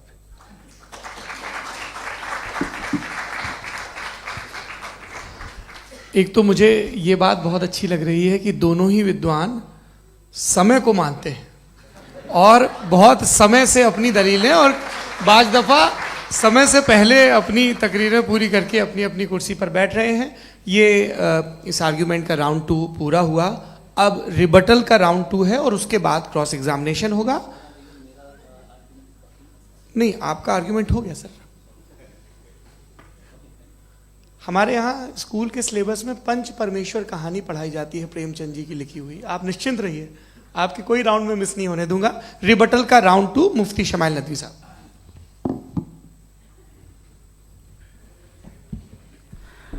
असल में जो हकीकी प्रॉब्लम है, असल प्रॉब्लम है, वो ये है कि जावेद साहब के पास कॉन्सेप्ट ऑफ गॉड क्लियर नहीं है। इन्होंने कहा कि कायनात से पहले खुदा तो था, तब भी तो टाइम होगा। ये टाइम कायनात का हिस्सा है। हम खुदा, उस खुदा को मानते हैं, नेसेसरी बीइंग का टाइमलेस होना जरूरी है, चूंकि वो टाइम का क्रिएटर है। जब उसने टाइम को क्रिएट किया तो वो खुद टाइम पे कैसे होगा? उसने जब स्पेस को क्रिएट किया तो खुद स्पेस में कैसे होगा? अगर वो टाइम एंड स्पेस को पहले से ही उसका पाबंद है तो फिर किस चीज को उसने क्रिएट किया? लिहाजा ये सवाल गलत है कि खुदा था तो टाइम होगा। बिल्कुल नहीं, टाइम के पाबंद हम हैं, खुदा नहीं है। हम फिजिकल वर्ल्ड से ताल्लुक रखते हैं, वो मेटाफिजिकल रियलिटी है। दूसरी चीज इन्होंने मिसाल दी कि चाय की केतली हवा में घूम रही होगी, और पता नहीं शायद वो बर्टन रसल का उन्होंने हवाला दिया। बहरहाल यही प्रॉब्लम है। प्रॉब्लम यही है कि हम चीजों के दरमियान डिफरेंशिएट नहीं कर पाते। ये जो आपने मिसाल दी ये इमेजिनेशन है, और मैं जो साबित कर रहा हूं वो लॉजिकल नेसेसिटी है। आप इमेजिन करने आए तो कुछ भी करें, जुपिटर में पिंक एलिफेंट होगा, यूनिकॉर्न होगा, करें, उससे कायनात पे क्या फर्क पड़ता है? उससे आप लॉजिकल नेसेसिटी साबित नहीं कर सकते। मैं तो उस प्राइम कॉज की बात कर रहा हूं, उस नेसेसरी बीइंग की बात कर रहा हूं जिसके बगैर इस कायनात का एग्जिस्टेंस मुमकिन नहीं है। दूसरी चीज, मजहब को साइंस चैलेंज करती है वगैरह वगैरह, ये हमारा टॉपिक ही नहीं है। मैं इस पे बात करूंगा तो फिर मेरा वक्त चला जाएगा। मजहब के ऊपर चूंकि हमारी डिस्कशन नहीं है, साइंस को मजहब और बिलखुसूस मैं और हमारा वर्ल्ड व्यू कम अज कम साइंस को पीछे नहीं करता है, साइंटिज्म की मजम्मत करता है। इसकी वजाहत मैंने पहले कर दी। दूसरी चीज इन्होंने कहा वर्ल्ड का नक्शा लीजिए, वर्ल्ड मैप लीजिए, 2 अलग अलग जगह की। हजरत, मैंने ये होमवर्क किया था और मैंने मिडिल ईस्ट का एक नक्शा लिया और यूरोप का एक नक्शा लिया। ये मजहबी इलाका और ये लिबरल और एथीस्ट इलाका। मुझे पता चला कि सबसे ज्यादा रेप केसेस जो हैं वहां पर है।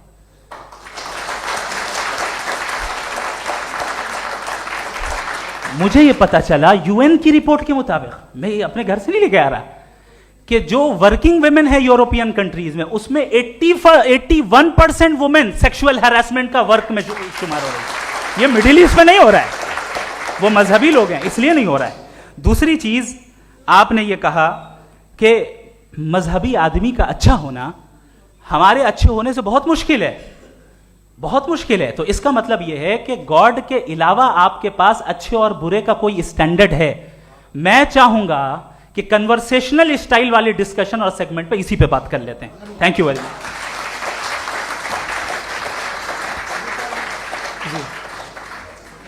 ये रिबटल का राउंड 2 है। आपके पास 5 मिनट का वक्त है और इसके बाद क्रॉस एग्जामिनेशन शुरू करेंगे। आप चाहें तो जो इन्होंने सवाल पूछे उनके जवाब आप रिबटल में भी दे सकते हैं। जी जी, देखिए, पहले तो ये बात कि ये मिसाल गलत नहीं है, गलत है।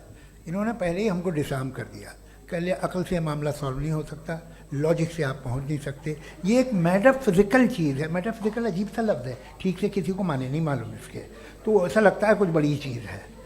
अरे भाई, क्या होता है मेटाफिजिकल, बताओ, खड़ी हो। ये एक लफ्ज़ है जो कहीं भी इस्तेमाल हो जाता है।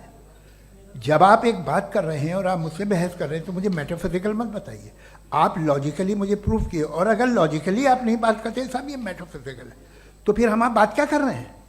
मेरा आपका किस ज़बान में कॉन्वर्सेशन होगा? और ये कहना कि वक्त पहले नहीं था, तो फिर क्यों कहते हैं ये हमेशा से और हमेशा रहेगा? हमेशा वक्त है, तो आप कैसे कहते हैं वो हमेशा से है और हमेशा रहेगा?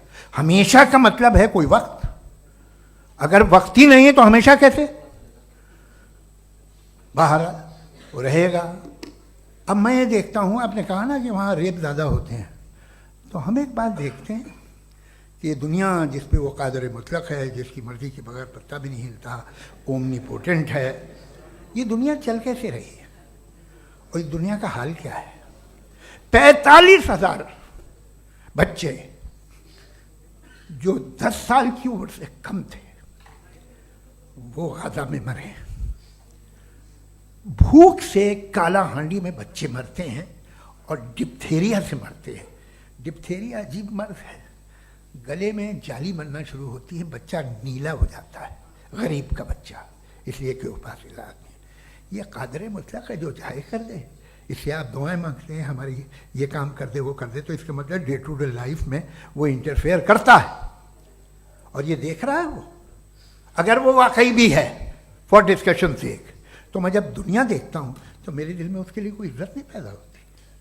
ये क्या कर रहे हो तुम पूरे ऑल पावरफुल हो, ओमनीपोटेंट हो, ओमनी प्रेजेंट हो, तुम तो वहाँ गाजा में रहे होगे ना, तुम हर जगह हो। तुम देख रहे थे कि बच्चे की कैसे धज्जियां उड़ रही, तुम देख रहे थे और तुम चाहते हो मैं तुम्हारी परस्तिश करूंगा, तुम हो भी। अरे यार, इसके अच्छे तो हमारे चीफ प्राइम मिनिस्टर हैं, कुछ तो ख्याल करते हैं। कमाल है, आप किसकी इबादत कर रहे हैं? अगर वो है भी, ये दुनिया नाइंसाफी से, जुल्म से, जबर से, तशद्दुद से भरी हुई। और आप ये मत कहिएगा कि वो देख रहा है और वो बताएगा एक दिन। अगर वो देख रहा है और इंटरफेयर नहीं करता तो आप दुआ क्यों मांगते? आप कहते हैं मेरा ये काम करा दे, इसके मतलब है वो दखल दे सकता है, वो आपको नौकरी दिलवा सकता है, भले दूसरे आदमी को न मिले, मगर आपका काम कर देगा चूंकि आपने दुआ मांगी है। तो जब वो आपको नौकरी दिला सकता है, लड़की की शादी कर सकता है, बेटे को ग्रीन कार्ड दिलवा सकता है, तो कम से कम ये जो मर रहे हैं बच्चे, इनको रोक दे, कुछ तो करे। मुझे तो दुनिया में, इस दुनिया का कोई मालिक है, इसका ओमनीपोटेंट कोई रूलर है, और ये दुनिया ऐसी चल रही है। मैं तो चाहूँगा कि भाई ना हो, अगर हो तो बड़ी शर्मिंदगी की बात है। शुक्रिया।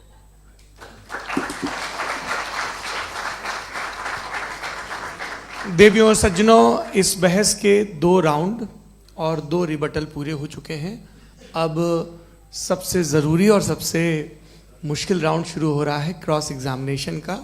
अब इन विद्वानों की सज्जनता की एक परख भी होगी और वक्त हमने 16 मिनट का तय किया है। पहला सवाल आप पूछना चाहेंगे? जी बिल्कुल। पहले बोले भी आप आप माइक ले लीजिएगा हाथ में, ये नीचे से ऑन जी। मैं बोलता हूँ, ये डायस हटा सकते हैं क्या हम थोड़ा क्विकली? डायस पीछे कर दीजिए बस थोड़ा सा, है, ताकि ये जो दाएं बाएं लोग बैठे हैं, इसे हटा दीजिए। अब हम वहाँ तो जाने वाले नहीं, आराम से आराम से, आराम से। दोनों तरफ से हटा दीजिए।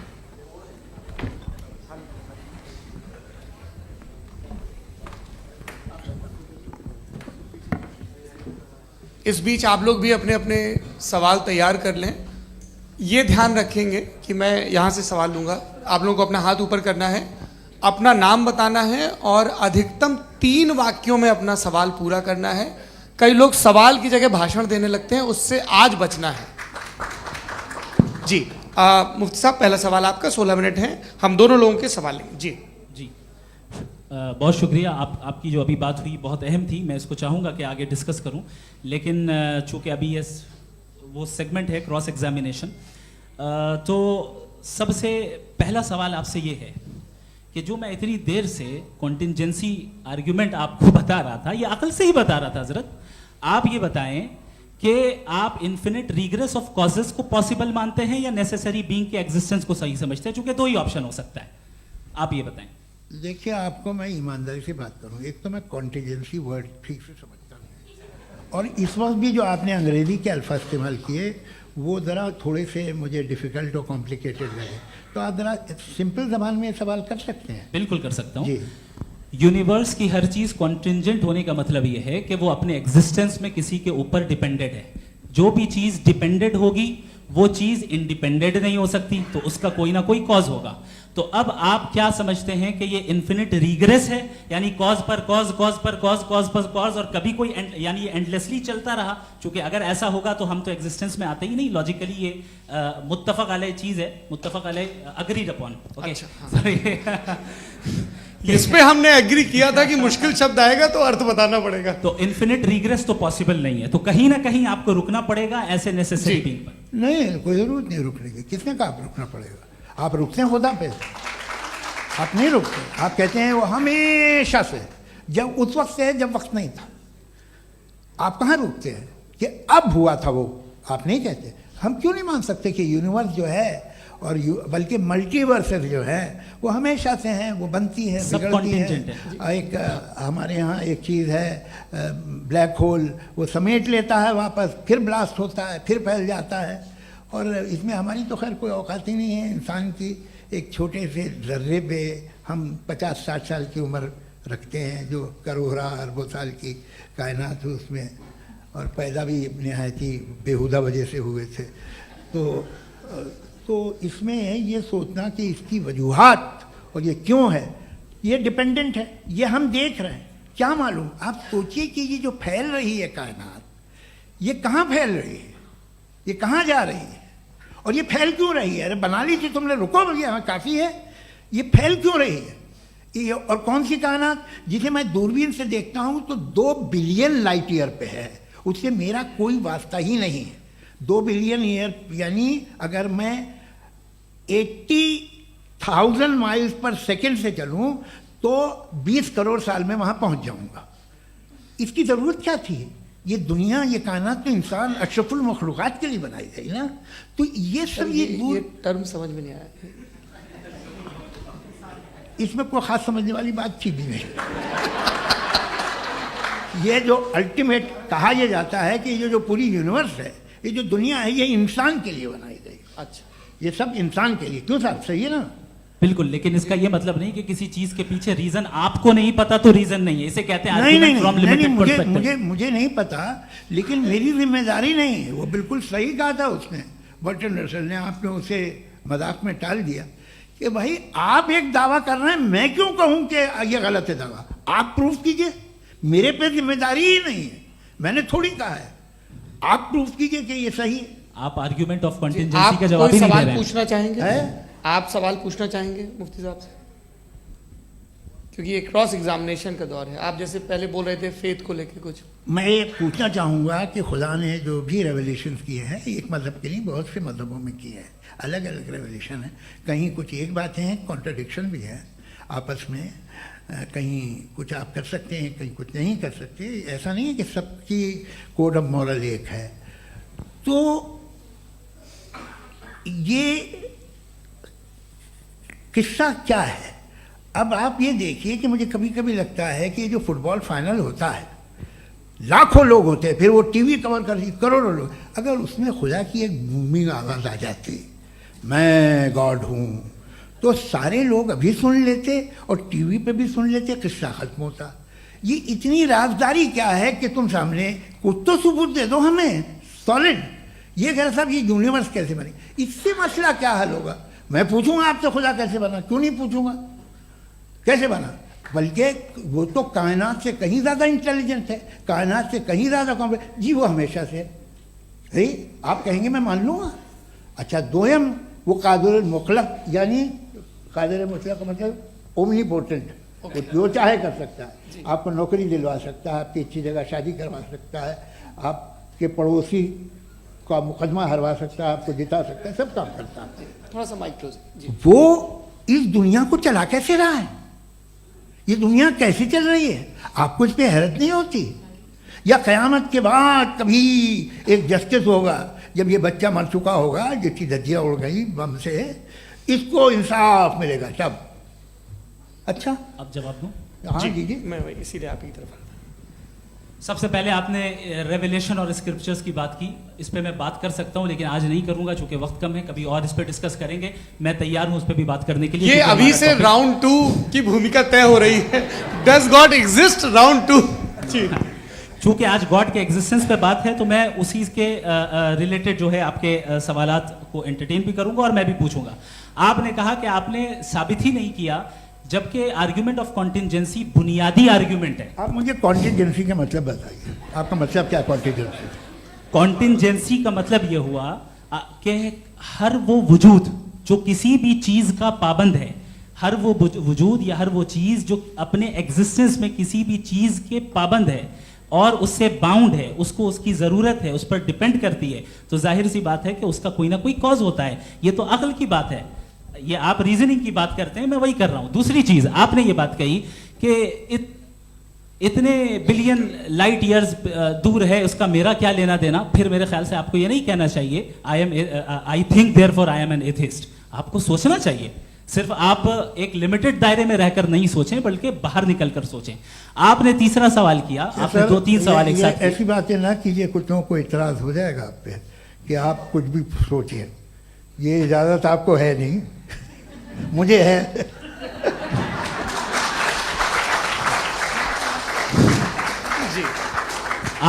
आपने प्रॉब्लम ऑफ इविल के ताल्लुक से सवाल किया और बार बार आप एक लफ्ज रिपीट कर रहे हैं कि ओमनीपोटेंट गॉड है, ऑल पावरफुल गॉड है। यही तो दरअसल समझना है कि गॉड का कॉन्सेप्ट क्या है। प्रॉब्लम ऑफ इविल जो है, प्रॉब्लम ऑफ इविल दर हकीकत 2 असम्पशंस पर कायम है। अगर आप इन 2 असम्पशंस को समझ जाएं तो ये प्रॉब्लम नहीं रहेगी, आर्ग्यूमेंट आपको समझ में आ जाएगी कि ये कोलैप्स कर जाता है। पॉइंट नंबर 1, यानी जो आपका सबसे पहला फॉल्स असम्पशन है कि गॉड मर्सीफुल है, ओमनीपोटेंट है, दुनिया में जुल्म हो रहा है। लेकिन आपको यह समझना चाहिए कि हमारे वर्ल्ड व्यू के मुताबिक गॉड सिर्फ ओमनीपोटेंट और सिर्फ मर्सीफुल नहीं है, बल्कि वो ऑल वाइज भी है और वो ऑल नोइंग भी है। उसके हर काम के पीछे हिकमत और विजडम है। ये कोई जरूरी नहीं है कि वो हिकमत और विजडम आपको समझ में आए या मुझे समझ में आए।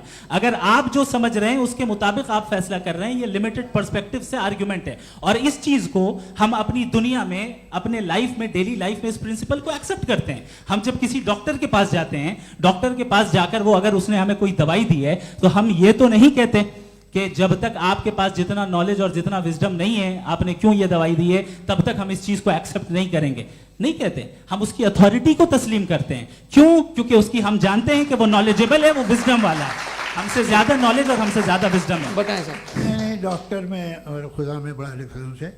डॉक्टर पढ़ा लिखा होता है, एक तो मैं उसकी बात सुनूंगा।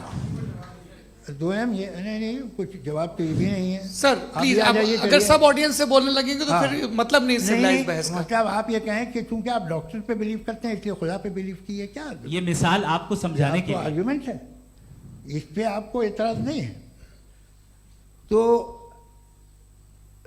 सिंपल बात ये है कि मैं अगर ये यकीन कर लूँ कि एक ओमनीपोटेंट, उसकी मसलहत है, ये जो बच्चे मर रहे हैं ये मसलहत है उसकी, मुझे नहीं चाहिए थी मसलहत। उसकी मसलहत नहीं, यही तो समझना है, मतलब एक्सपीरियंस। अच्छा, इस आपने अभी मेरी बात पूरी सुनी नहीं। मैंने कहा आपका पूरा आर्ग्यूमेंट 2 फॉल्स असम्पशंस पर है। एक फॉल्स असम्पशन मैंने बता दिया, दूसरा फॉल्स असम्पशन ये है कि इस दुनिया में इविल के होने का कोई गुड रीजन नहीं है, जबकि हमारे पास बाज रीजंस मौजूद हैं, हमारे पास बाज वजूहात मौजूद हैं। अगर इस दुनिया में इविल ना हो तो आप गुड को डिफाइन कैसे करेंगे? अगर जुल्म ना हो आप इंसाफ को समझेंगे कैसे? अगर तारीकी ना हो तो आप लाइट को समझेंगे कैसे? बहुत अच्छे। अभी और सुन लें, अभी और बाकी है। ये तो बात बहुत पसंद आई साहब मुझे कि जब तक रेप ना हो तब तक औरतों की इज्जत का ख्याल आपने मेरा जवाब पूरा सुना ही नहीं। जब तक के बच्चों का कत्ल ना किया जाए तब तक आपको बच्चों की मासूमियत की इज्जत। आपने पूरा जवाब सुना ही क्या बात है, क्या आपने नुक्ता निकाला? आपने पूरा जवाब सुना ही नहीं। आप सुन लें, मेरी बात सुन लें। ये मैंने आपको एक चीज बताई। दूसरी चीज, इस दुनिया में हम आए हैं टेस्ट के लिए, हमारा टेस्ट हो रहा है और हर इंसान का अलग अलग अंदाज में टेस्ट होता है। और इस दुनिया में अगर इविल मौजूद है तो वो इविल जरिया है हमारे अंदर ह्यूमन नोबल क्वालिटीज को डेवलप करने का और अलग अलग फील्ड में प्रोग्रेस करने का। और अगर हमारे अंदर और इस दुनिया में इविल नहीं होता तो बताइए टेस्ट का मतलब क्या होता? अगर मैं अपने स्टूडेंट को एमसीक्यूज दूं और उसमें सिर्फ राइट आंसर लिख कर दे दूं और कहूं तुम्हारा टेस्ट हो गया, ये मीनिंगलेस है। इस दुनिया में अगर हम टेस्ट के लिए आए हैं तो जाहिर है गुड एंड इविल दोनों मौजूद है। तो अगर गुड एंड इविल दोनों मौजूद है तो ये इविल भी खुदा का बनाया हुआ है। जी हाँ, खुदा का बनाया हुआ है, लेकिन अच्छा, चलो अच्छी बात। जी बिल्कुल, तो बिल्कुल खुदा ने मतलब बनाया है। अभी तो ये है कि जो मेजॉरिटी है दुनिया में वो इविल है, तो ये खुदा एक्चुअली इविल के साइड पे लग रहा है मुझे। बिल्कुल भी नहीं, मैं बताता हूं। मेजॉरिटी में तो वो है। क्या बात कर रहे हैं भाई आप? मैं बहुत- कोई भी जो मुंसिफ होगा, चाहे आपका अपना घर हो जिसके आप सबसे बड़े हैं, चाहे आपकी ऑर्गेनाइजेशन हो जो आप चलाते हैं, वहां पर आप इवल रखेंगे साबित करने को कि बाकी लोग शरीफ हैं। मेरी बात सुन क्या लें। ये आर्ग्यूमेंट ही गलत है? अगर- कि जब तक के कोई इवल नहीं होगा तब तक के शरीफ आदमी शरीफ नहीं लगेगा। अगर एग्जामिनर गलत ऑप्शन दे रहा है तो एग्जामिनर इविल नहीं हो गया, जो गलत ऑप्शन को सेलेक्ट कर रहा है वो फेल होगा। क्रिएटर ने इविल को बनाया है लेकिन वो इविल नहीं है। अच्छा, सुनिए मेरी बात, चलिए, let me complete sir, let me complete sir. जी जी। क्रिएटर ने इविल को बनाया है टेस्ट के लिए, वो इविल नहीं है। इविल वो होगा जो उसे इख्तियार करेगा। छुरी को बनाने वाला गलत नहीं होता है, छुरी का गलत इस्तेमाल करने वाला गलत होता है। रेप को कैसे गलत इस्तेमाल करते हैं? रेप इंसान के फ्री विल का नतीजा है। ये रेप कैसे गलत इस्तेमाल होता है? ये मुझे अब सुन ले, अब सुन ले। गलत इस्तेमाल होता है। हाँ मैं बता रहा हूँ रेप कैसे गलत ना, मैं बता रहा हूँ जी। कि जो इविल इस दुनिया में मौजूद है उसके कई सारे तरीके हैं। एक तरीका इंसान का अपना फ्री विल है। अब अगर कोई रेपिस्ट रेप कर रहा है तो इसका गॉड का कसूर नहीं है, वो अपने फ्री विल का गलत इस्तेमाल कर रहा है, उसको सजा मिलनी चाहिए। अच्छा। और उसी के लिए जहन्नम बनाई गई है। ये फ्री विल का भी बड़ा चक्कर। आप जब कोई बुरा काम करते हैं या कोई बुराई होती है तो ये कहा जाता है कि ये फ्री विल है।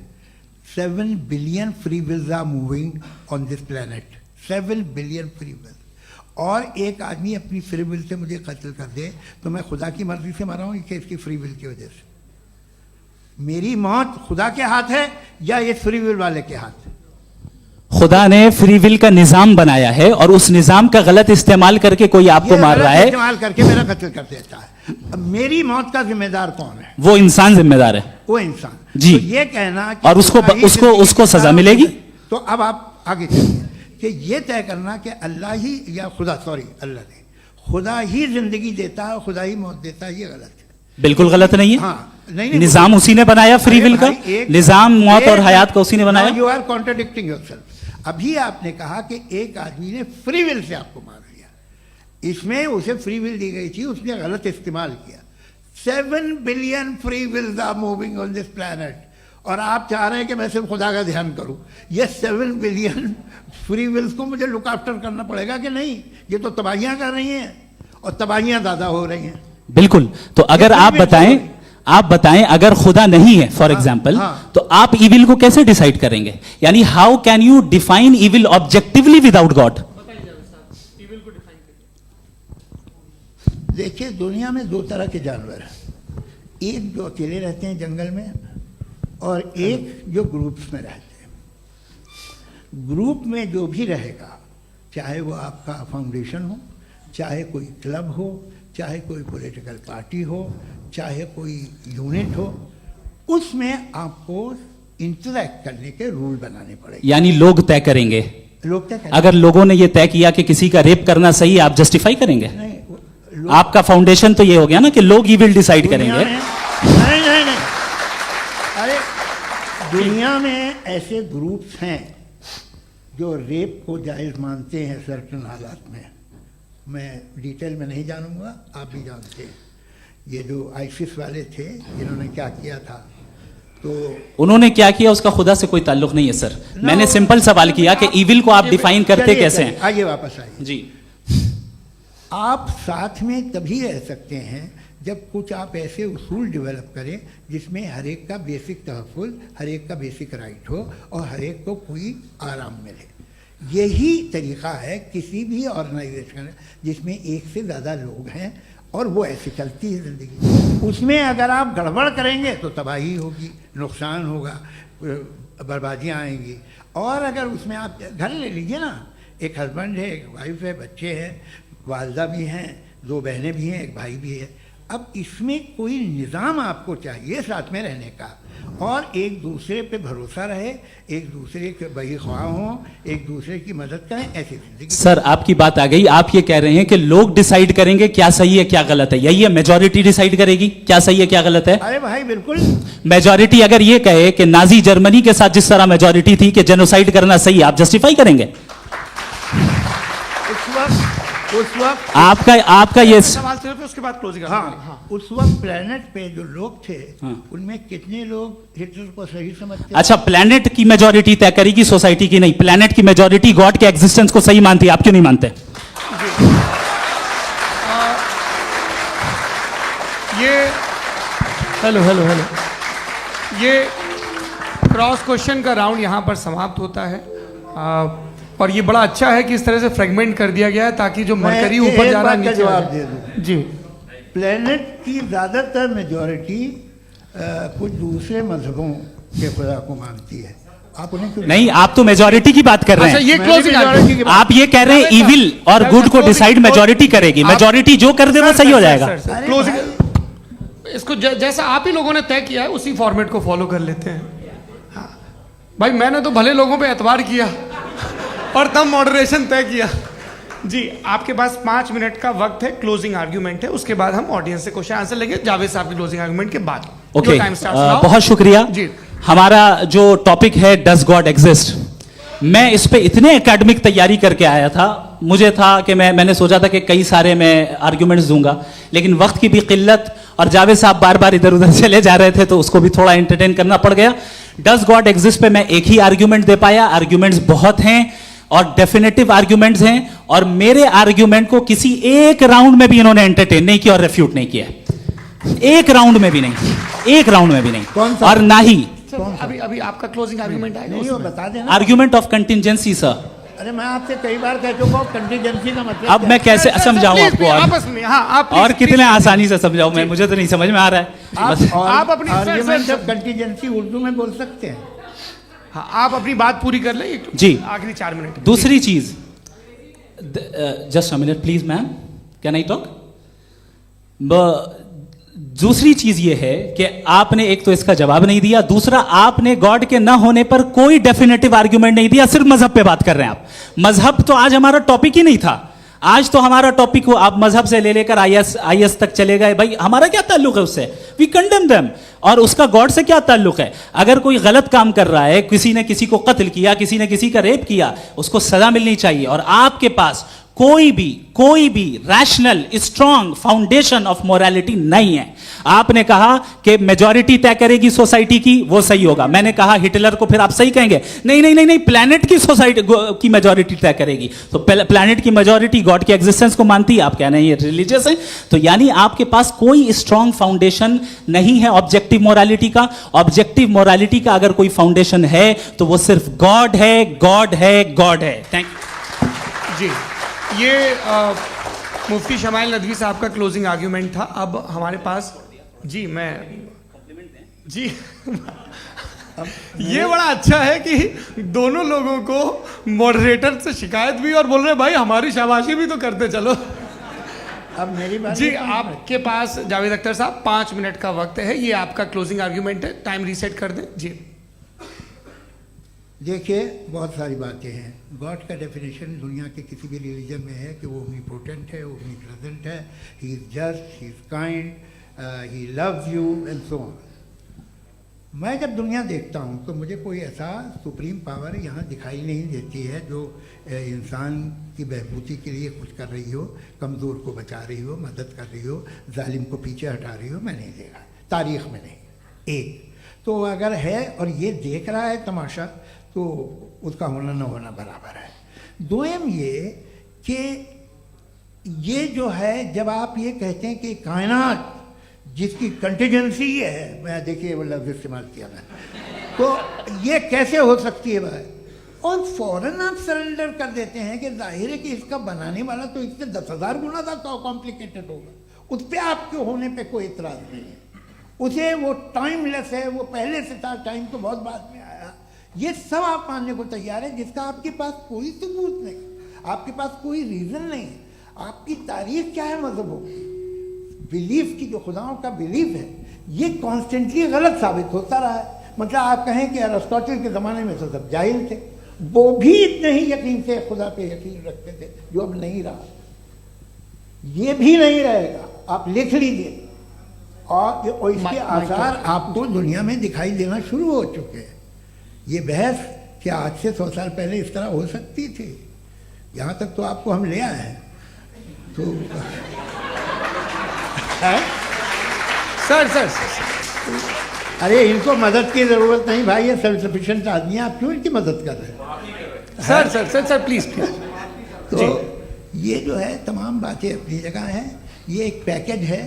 आप अकेले, कोई आदमी ऐसा नहीं जो सिर्फ गॉड को मानता हो, उसके साथ बहुत पैराफर्नेलिया आता है, अलग अलग पैराफर्नेलियाज आते हैं। They have always created chaos in the society. मैं तो आपको सीधा ऑफर देता हूँ कि दुनिया में 10 इम्पॉर्टेंट बिलीव्स हैं। आप 1 मानते हैं, 9 नहीं मानते, 9 में आप एथियस्ट हैं, 9 को आप बिल्कुल रीजनेबली मेरी तरह देखते हैं। तो 90 मजहबी आदमी भी 90% एथियस्ट है, वो दूसरे खुदा नहीं मानता, एक खुदा मानता है अपना वाला, बाकियों को कहता है गलत है। अगर आप मानना ही बंद कर दें तो आपका 10% चांस है कि आप सही हैं और 90% चांस है कि आप गलत हैं। मेरा मशवरा है आप मानना छोड़ दिए तो 50% चांस होगा कि आप सही हैं और 50% चांस होगा, 40% आप गेन करेंगे बाय बिकमिंग एन एथियस्ट।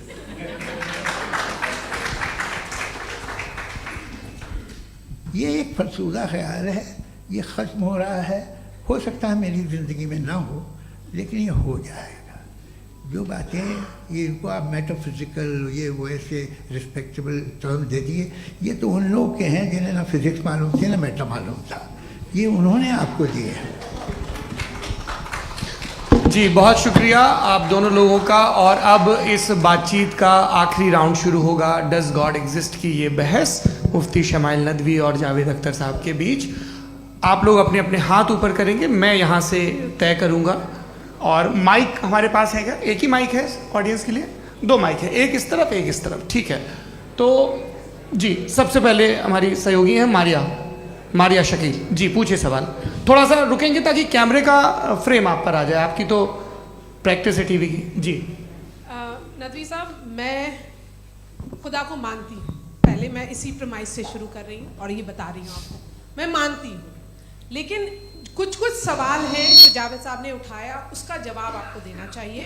पहला सवाल ये कि गज़ा में सालों से छोटे बच्चे मर रहे हैं, वो उनको, अगर खुदा मर्सीफुल है, हम मानते हैं कि अल्लाह ताला में बहुत ताकत है, तो वो बच्चे क्यों मर रहे हैं? दूसरी बात ये कि अगर कंटिजेंसी की जो आप बात करते हैं, पूरे मुस्लिम ममालिक मिल करके भी उन गज़ा के बच्चों को क्यों नहीं बचा पा रहे हैं? क्योंकि अगर वो चाहते, क्योंकि अल्लाह ताला उन पर हुकूमत करते हैं, सब पर हुकूमत करते हैं, तो वो उनको क्यों नहीं बचा? जी थैंक यू वेरी मच। बहुत अच्छा किया आपने इस चीज़ को जिक्र कर दिया, मैं इसको और अच्छे से एक्सप्लेन करने की कोशिश करता हूँ। देखें, जहाँ तक आपने कहा कि गज़ा के बच्चों को मारा जा रहा है, देखें 2 वर्ल्ड व्यू है, एक एथिस्टिक वर्ल्ड व्यू, एक थीस्टिक वर्ल्ड व्यू है। बच्चे मर रहे हैं दोनों वर्ल्ड व्यू में, लेकिन हमारा वर्ल्ड व्यू कह रहा है कि रिकॉम्पेंस है, ये कह रहे हैं कि उनका मरना बेकार जाने वाला है, कोई उसका रिकॉम्पेंस नहीं है, चूंकि इनके यहाँ आखिरत और अल्लाह का कोई तसव्वुर या गॉड का कोई तसव्वुर नहीं है। आपने ये सवाल किया कि गॉड मर्सीफुल है, क्यों नहीं रोकता? ये मैंने बताया कि ये मिसकंसेप्शन है लोगों के दरमियान कि गॉड को सिर्फ मर्सीफुल और ओमनीपोटेंट समझते हैं। गॉड के सिर्फ यही 2 एट्रीब्यूट्स नहीं हैं, गॉड के कई सारे एट्रीब्यूट्स हैं, उनमें से अल हकीम भी है, उनमें से ऑल वाइज भी है, ऑल नोइंग भी है। लिहाजा अगर इस दुनिया में किसी को तकलीफ आ रही है और गॉड उसको नहीं रोक रहा है, वो इसलिए नहीं रोक रहा है चूंकि इंसानों को फ्री विल दिया गया है। ठीक इसी तरीके से अगर एक डॉक्टर किसी छोटे बच्चे को इंजेक्शन लगा रहा है, उसे तकलीफ पहुंच रही है, उसके लिमिटेड पर्सपेक्टिव के एतबार से यह गलत हो रहा है और डॉक्टर बुरा है। लेकिन जब आप ब्रॉडर पिक्चर को देखेंगी, आपके और हमारे पास सिर्फ एक पिक्सल है, हमें इतना नजर आ रहा है कि गजा में कत्ल हो रहा है, लेकिन इसके पीछे कितना रिकॉम्पेंस उनको मिलने वाला है, पूरा पिक्चर गॉड के पास है। तो एक पिक्सल से आप पूरे पिक्चर को कभी भी जज नहीं कर सकती। आप इसमें कुछ जोड़ना चाहेंगे? आपको कुछ बोलना है इसमें? भैया आपने बहुत अच्छा जस्टिफिकेशन दिया। या आप वो जो वहाँ के प्राइम मिनिस्टर इजराइल के उन्हें भेजिए, वो बहुत खुश होंगे। जी, आप अगला जस्टिफिकेशन दे देना कि अगर गॉड नहीं है तो बच्चे क्यों मर रहे हैं, आप बताएं। जी, वो ये सवाल पूछ रहे हैं कि अगर आप ईश्वर का अस्तित्व नहीं मानते हैं तो उन बच्चों की मौत को आप कैसे इंटरप्रेट करते हैं? भाई ये दुनिया जो है, जो ताकतवर लोग होते हैं वो एक नाइंसाफ़ी करते हैं। तो ये अच्छा काम है आपके नजदीक, तो नेचर नाइंसाफी पे मबनी है। अरे मेरे भाई, आप नेचर की कहाँ बात कर रहे हैं, मैं तो इंसान की बात जी, कर ये रहा तो फिर क्रॉस जब मैं इंसान की बात कर रहा था आप नेचर की बात करने लग क्रॉस गए। एग्जामिनेशन नहीं। हूँ। हाँ, अब आप मुझे बोलने नहीं देंगे तो अलग बात है, आप बोलिए, मुझे कोई इतनी जल्दी नहीं। जी नहीं, ये क्रॉस नहीं, एग्जामिनेशन एक है। मिनट हाँ। रुकिए। क्रॉस मुझे एग्जामिनेशन। बोल तो लेने दीजिए। जी, बोलिए। ठीक है। बात ये है कि ह्यूमन सोसाइटी तभी साथ में रह सकती है जब वो मोहब्बत से, एकता से, एक दूसरे के एहतराम करके रहे। इसके अलावा पॉसिबल नहीं है, अकेले तो इंसान रह ही नहीं सकता। वहाँ पर कुछ लोग हैं जो फाउल करते हैं। वो फाउल हमेशा से तारीख में होता आया है। आज ये हो रहा है, जो हो रहा है बहुत बुरा हो रहा है, बहुत जालिमाना है, बहुत जाबराना है। उसको आप कहें कि ये बच्चों को कॉम्पनसेशन मिल जाएगा या इसकी इंजेक्शन है। इंजेक्शन तो हेल्थ के लिए दिया जाता है। आप ये कह रहे हैं कि ये बच्चों की जो धज्जियां उड़ रही हैं ये इंजेक्शन है, ये विटामिन टेस्ट का। है, ये टेस्ट है और उस टेस्ट में उनको अगले उनको ऐसा रिकॉम्पेंस मिलेगा जो आपके तस्वुर के बाहर है। ये आप 3 बरस के बच्चे को बारूद से उड़ा के टेस्ट ले रहे हैं। वाह, वो नहीं ले रहा है, खुदा नहीं उड़ा रहा है, इजराइल उड़ा रहा है। जी, ये तो उसको कंडेम अगला करें। सवाल लेते हैं। अगला सवाल लेते हैं प्रोफेसर पुरुषोत्तम अग्रवाल। मुफ्ती साहब, एक निवेदन आपसे है कि कम से कम थोड़ा सा माइक क्लोज एक रिलीजियस और फिलोसफिकल कर मैं प्लीज। एक रिलीजियस और फिलोसफिकल ट्रेडिशन है जो ब्रह्मांड को यानी यूनिवर्स को ही अंतिम मानती है। सर्वम खलु इदम ब्रह्मम, this is Chandogya Upanishad and it completely rules out the existence और नेसेसिटी, आपके शब्दों में necessity of a creator. The creation itself is the creator. तो एक मिनट प्लीज।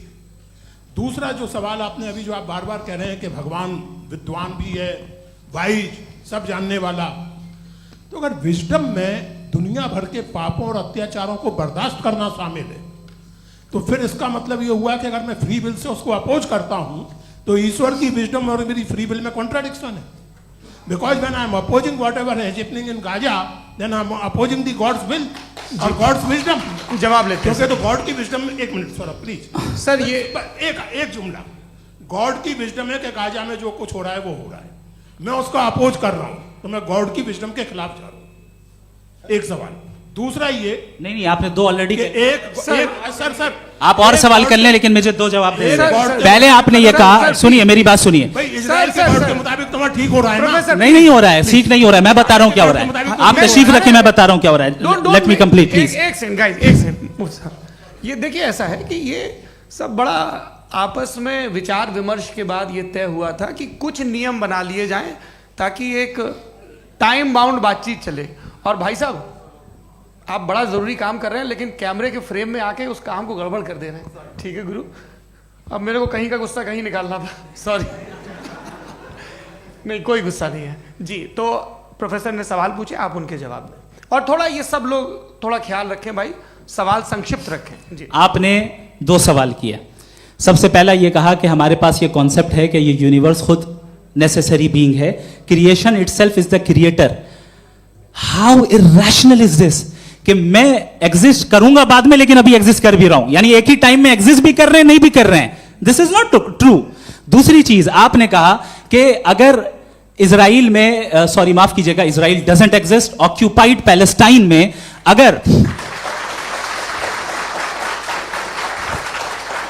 अगर ऑक्यूपाइड पैलेस्टाइन में बच्चों को मारा जा रहा है फ्री विल की वजह से और गॉड नहीं रोक रहा, ये कॉन्ट्रडिक्शन है। ये बताइए कि एक एग्जाम में एक बच्चा गलत आंसर लिख रहा है, सुनिए, एग्जामिनर चाहे तो रोक सकता है, क्यों नहीं रोक रहा है? ये कॉन्ट्रडिक्शन है, ये कॉन्ट्रडिक्शन नहीं है। माइक नहीं सर, ये आपस में जी, ये क्या आपका सवाल? माइक दीजिए। फ्री विल दिया गया है टेस्ट के लिए, अकाउंटेबिलिटी के लिए। अगर फ्री विल नहीं होता तो आप कहते हैं हमें रोबोट बना दिया गया। नॉट मिसरिप्रेजेंट माय पोजीशन, आपकी जो भी पोजीशन, मैं अपनी फ्री विल के नाते, अपने ह्यूमन विजडम के नाते गाजा में हो रही अत्याचार का विरोध करता हूँ। बिल्कुल करना चाहिए। आपके हिसाब से मैं गॉड की विजडम का विरोध कर रहा हूँ? बिल्कुल नहीं, समाज हो रहा है गॉड की बिल्कुल भी नहीं, बोलेगा। बिल्कुल भी नहीं।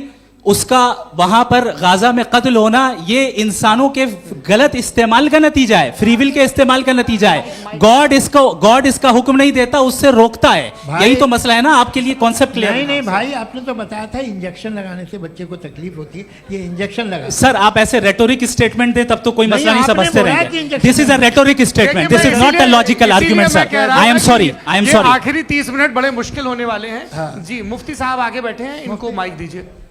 हाँ, तरुण माइक आप अपने पास रखिए, आपको कैमरे का फ्रेम पता है जी। सबसे पहले दोनों को मुबारकबाद। एक सर अपना आप नाम बता दें। मेरा आप अमेरिका में शिकागो में रहते हैं, इतना मुझे याद है। बताया आपको, यासिर नदीम अलवाजदी मेरा नाम है। जावेद सर, आपसे एक क्वेश्चन है इन्फिनिट रिग्रेस के ताल्लुक से। एक हाइपोथेटिकल सिनेरियो है, मसलन अगर आप सर माइक थोड़ा सा प्लीज क्लोज रखिए। ओके। जी, अगर आप शायर इसलिए हैं कि आपके कोई उस्ताद शायर थे, और वो इसलिए शायर थे कि उनके कोई उस्ताद शायर थे, और इसी तरीके से हम माजी में पीछे चलते चलते चले जाएं और कहीं ना रुके, तो माफ कीजिएगा आप कभी शायर नहीं हो सकते। लेकिन आप शायर हैं, आपका शायर एग्जिस्ट करता है, इसका मतलब ये है कि आप कहीं ना कहीं रुके हैं। तो मेरा सवाल ये है कि क्या आप इन्फिनिट रिग्रेस ऑफ कॉजेस को लॉजिकल फैलेसी मानते हैं या नहीं मानते? हाँ या ना? मैं इन्हें लॉजिकल फैलेसी नहीं मानता हूँ, लेकिन मेरा प्रॉब्लम यह है कि जब मैं नहीं मानता हूँ तो I will continue with this logic जो फैलेसी नहीं हो। आप एक जगह रुक जाते हैं जाके, आप कहते हैं ये गेंद कैसे बनी, ये जजीरा कैसे बना, ये समंदर कैसे बना, ये ज़मीन कैसे बनी, और अचानक गॉड पे जाके आपको ब्रेक लग जाता है। एक बार आप सवाल नहीं करते कि भाई इनको बनाने वाला तो इनसे भी कॉम्प्लिकेटेड होगा, वो कैसे बना, उसके बारे में आपने इत्मीनान कर लिया, वो हमेशा से है। तो अगर आप उसे हमेशा से मानते हैं तो फिर ये मान लीजिए कि कायनात हमेशा से है, क्या तकलीफ फिर हम वजूद में नहीं आते ना। जी। है? हम मौजूद नहीं। अच्छा सर क्यों नहीं हो मैं सकते? बताऊंगा, प्लीज प्लीज। जैसे मैंने मिसाल दी आपके शेर की। आपका शेर कभी वजूद में ना आता अगर शायर इसी तरह चलते रहते हमेशा। जी, माइक मेरे ख्याल से एक सेकंड, इन्फिनिट रिग्रेस का कॉन्सेप्ट क्लियर नहीं हो पाया, ऐसे रहने दें, लेट्स मूव ऑन सर। ठीक है। हाँ, थोड़ा सा मॉडरेटर का भी ख्याल रखें। नहीं नहीं, आपने तो रखा है, आपने रखा है। यहाँ पे गौहर रजा साहब हैं, वो भी एक सवाल पूछना चाहते हैं। माइक यार नीचे से ऑन कर दिए, नीचे। पहले तो ये कह दूं कि मैं उन बच्चों से शर्मिंदा हूं जिनको गजा में कत्ल किया गया, क्योंकि हमारे होते हुए कत्ल किया गया। लेकिन उससे ज़्यादा शर्मिंदगी इस बात से हुई कि मुझे लगा कि मुफ्ती साहब उसको जस्टिफाई कर रहे हैं। बिल्कुल भी नहीं, आप मुझे बहुत ही लगा- गलत मुझे बात लगा कह- मैं गलत हो सकता हूं। बिल्कुल गलत मैं है। सवाल पूछ रहा हूं। सवाल मैं देखिए, सवाल अगर पूछ रहा हूं। एक मैं सेकंड, जावेद भाई गौर से साहब, एक डिसएग्री सेकंड, करता गौर साहब, हूं। एक सेकंड। देखिए अगर देखिए ऐसा, एक सेकंड आप सर वेट, अरे आप कुछ मेरे पहले मुझे अपनी बात कह लेने दीजिए। अगर ऑडियंस तय करेगी तो फिर मॉडरेटर का मतलब नहीं। मेरा आप सबसे ये कहना है, ये बहस दो लोगों के बीच में है, एक तरफ मुफ्ती साहब, एक तरफ जावेद साहब। पिछले 1.5 घंटे से ये लोग अपने अपने तर्क रख रहे हैं। आपकी इनसे इत्तेफाकी हो सकती है, ना इत्तेफाकी हो सकती है। मेरे उस्ताद मुझे सिखा गए हैं कि मुखामुखम में असहमति की गुंजाइश बची रहनी चाहिए। अगर मैं आपकी बहुत इज्जत करता हूं गौहर साहब, आपने जो कमाल की किताबें लिखी, साइंटिफिक टेम्परामेंट, लेकिन मेरी ये गुजारिश है आप सबसे कि यदि आप इन लोगों ने जो बोला उन पर टिप्पणियां करेंगे तो ना वक्त की पाबंदी रहेगी ना वो अनुशासन। आप सवाल पूछ लें, उस सवाल में जो बात आ जाए वो आ जाए।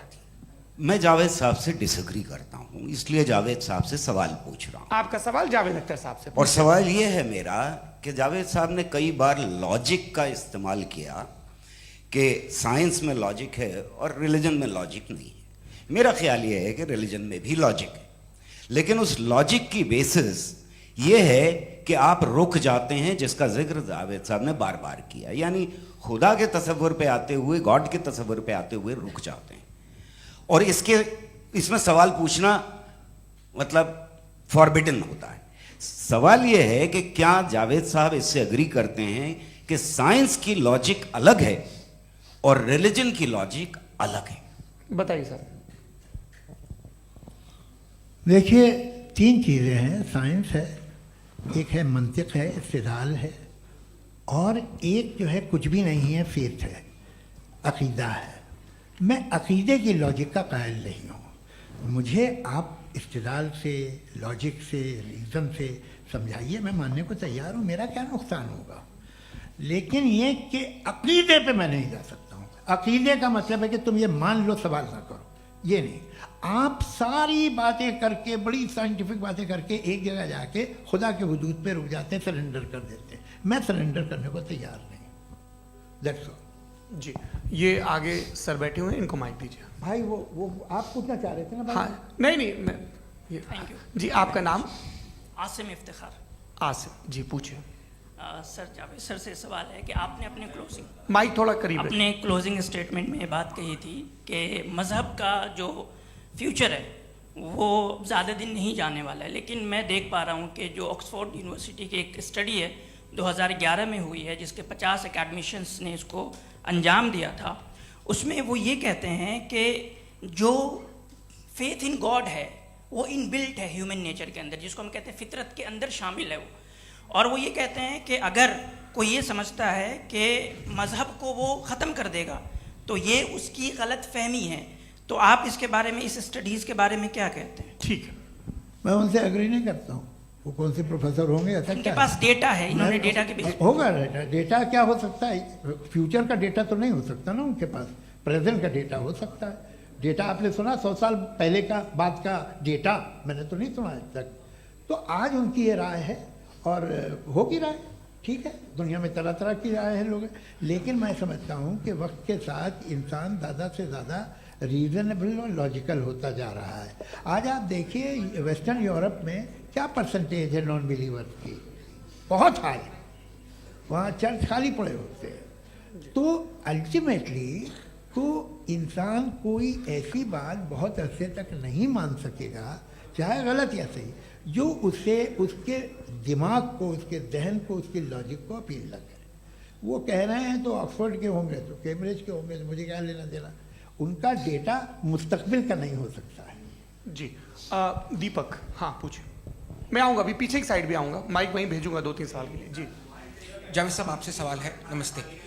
अरे भाई सर, अगर आप ही लोग को तय करना है तो फिर 200 लोग तय कर लें। ये एक साथ पूछ नहीं रहे सर, हैं। Please don't do this sir. Everybody has a right sir, but we can only take Okay. Selected questions. No no sir, अरे ये भाई, यंग लोग आराम भी से। हैं तो इनकी ये एक अब बात उतने यंग, सुनिए। भाई आप यंग हैं कि नहीं हैं? एक मिनट, वो कह रहे हैं वो भी आएंगे, यंग हैं पूछ रहे ना साहब। भाई। आप उनकी नौजवानी पर दावा उनको ही करने थे। हाँ मुफ्ती साहब आप यंग, हाँ पूछे। अरे भैया सर, मेरा सवाल ये है। कुछ इनसे भी तो पूछो। जी हाँ। नहीं, बस आपसे एक सवाल है। जैसे थीस्टों के पास अपने जो ईश्वर को मानते हैं उनके पास अपने सोशल गेट टुगेदर्स हैं। 5 रोज़ आज क्रिसमस आने वाला है, होली है, दिवाली है, ईद है। एथिस्ट क्या ऑफर कर रहे हैं? मतलब मैं इनकी दुकान से बोलूं, मैं आना चाहता हूं उस तरफ, पर मैं अट्रैक्ट नहीं हो पा रहा हूं। मैं सोशल गेट टुगेदर्स क्या है आपके पास? वो ये कह रहे हैं कि जो धार्मिक लोग हैं, अलग अलग धर्म के लोग, उनके उत्सव त्योहार, वही कॉन्ग्रेगेशन की बहुत बात। हैं। अब आपको मैं एक सुनाता हूँ, यहाँ हिस्टोरियन भी बैठे हैं। मृदुला जी आप बताइएगा सही है क्या? ये एक कॉन्स्टेंटाइन, एक ग्रीक रोमन बादशाह था जो क्रिश्चियनिटी आने के 400 साल बाद उसने डिसाइड किया कि मैं क्रिश्चियन हो जाऊंगा, मेरी पूरी स्टेट कैंसिल हो जाएगी। उस ज़माने में ऐसे ही होता था, राजा जो धर्म इख्तियार करता था वो जनता भी कर लेती थी। इसलिए कि वो हो गया था बैंकरप्ट, और उसे जो मेडिटेरियन कोस्ट के रिच क्रिश्चियन वो थे मर्चेंट, उससे पैसा चाहिए था। तो उसने कहा यार क्रिश्चियन हो जाओ। तो उसने अपने वजीर से कहा कि भाई ये हिस्ट्री है कि अब हम लोग क्रिश्चियन हो जाते हैं। पहले सर हो जाएंगे, कोई प्रॉब्लम नहीं है, लेकिन एक प्रॉब्लम ये है कि 17 दिसंबर से 25 दिसंबर तक जो पेगन फेस्टिवल होता, जो पेगन डे वो लोग जो फेस्टिवल होता है वो बंद हो जाएगा, इसलिए कि हम क्रिश्चियन हो गए तो होगा नहीं। तो वो बच्चों को बहुत बुरा लगेगा, पब्लिक को बहुत इन्जॉय करते हैं, खासतौर से 25 को मेन डे। उसने कहा हाँ ये तो सही कह रहे हो। ये जीसस क्राइस्ट की पैदाइश कब थी? पहले साहब वो अप्रैल में थी। नहीं, कट करो, वो 25 दिसंबर को है। यह हकीकत है जी। और 400 साल बाद क्रिश्चियनिटी के अप्रैल से दिसंबर ले आए, और इसलिए कि यहाँ पेगन फेस्टिवल होता था। अब मनाते हैं आप आराम से। ये जो सारे फेस्टिवल हैं ये रिलीजन से, हर एक को एक इंटरटेनमेंट डिपार्टमेंट चाहिए होता है अपनी कंपनी चलाने के लिए। तो ये रिलीजन नहीं, ये सेकुलर त्योहार थे जिन्हें रिलीजन्स ने ले लिया है। ये मौसम के थे, फसलों के थे, किसानों के थे, उसको आपने लेके रिलीजियस रंग दे दिया। ये कोई रिलीजन से थोड़ी आए हैं आप। अच्छा हमें देखिए, हम तो मुल्द हैं, हम ईद मनाते हैं, हम दिवाली मनाते हैं, हम होली मनाते हैं, हम क्रिसमस मनाते हैं। बम्बई की फिल्म इंडस्ट्री की सबसे बड़ी होली हमारे घर में होती है, सबसे बड़ी ईद हमारे घर में होती है। वो हमारी सोशल वो है, हमारे हेरिटेज है। ऐसा थोड़ी है कि we will throw the baby along with the water. ये तो अच्छी चीज़ है, इन्हें रखो, जो बेकार है फेंक दो। जी हाँ। हेलो जी, मेरा सवाल नादवी जी से है। जैसा कि आपने बोला कि गॉड टाइम के भी परे हैं और गॉड इतनी कॉम्प्लेक्स चीज़ है कि उसे ह्यूमन माइंड समझ नहीं सकता, और गॉड ने अर्थ पे फ्री विल भी दे दी है, तो आप अपना वक्त ज़ाया क्यों कर रहे हैं गॉड के बारे में बात करके? अपन को तो बात करनी चाहिए कि सोसाइटी को बेहतर कैसे करें। जी, मैं गॉड वही बताता है सोसाइटी को कैसे बेहतर करे। अभी मैं आपका जवाब देता हूँ। आपने कहा कि टाइम पे वो एग्जिस्ट नहीं करता, सो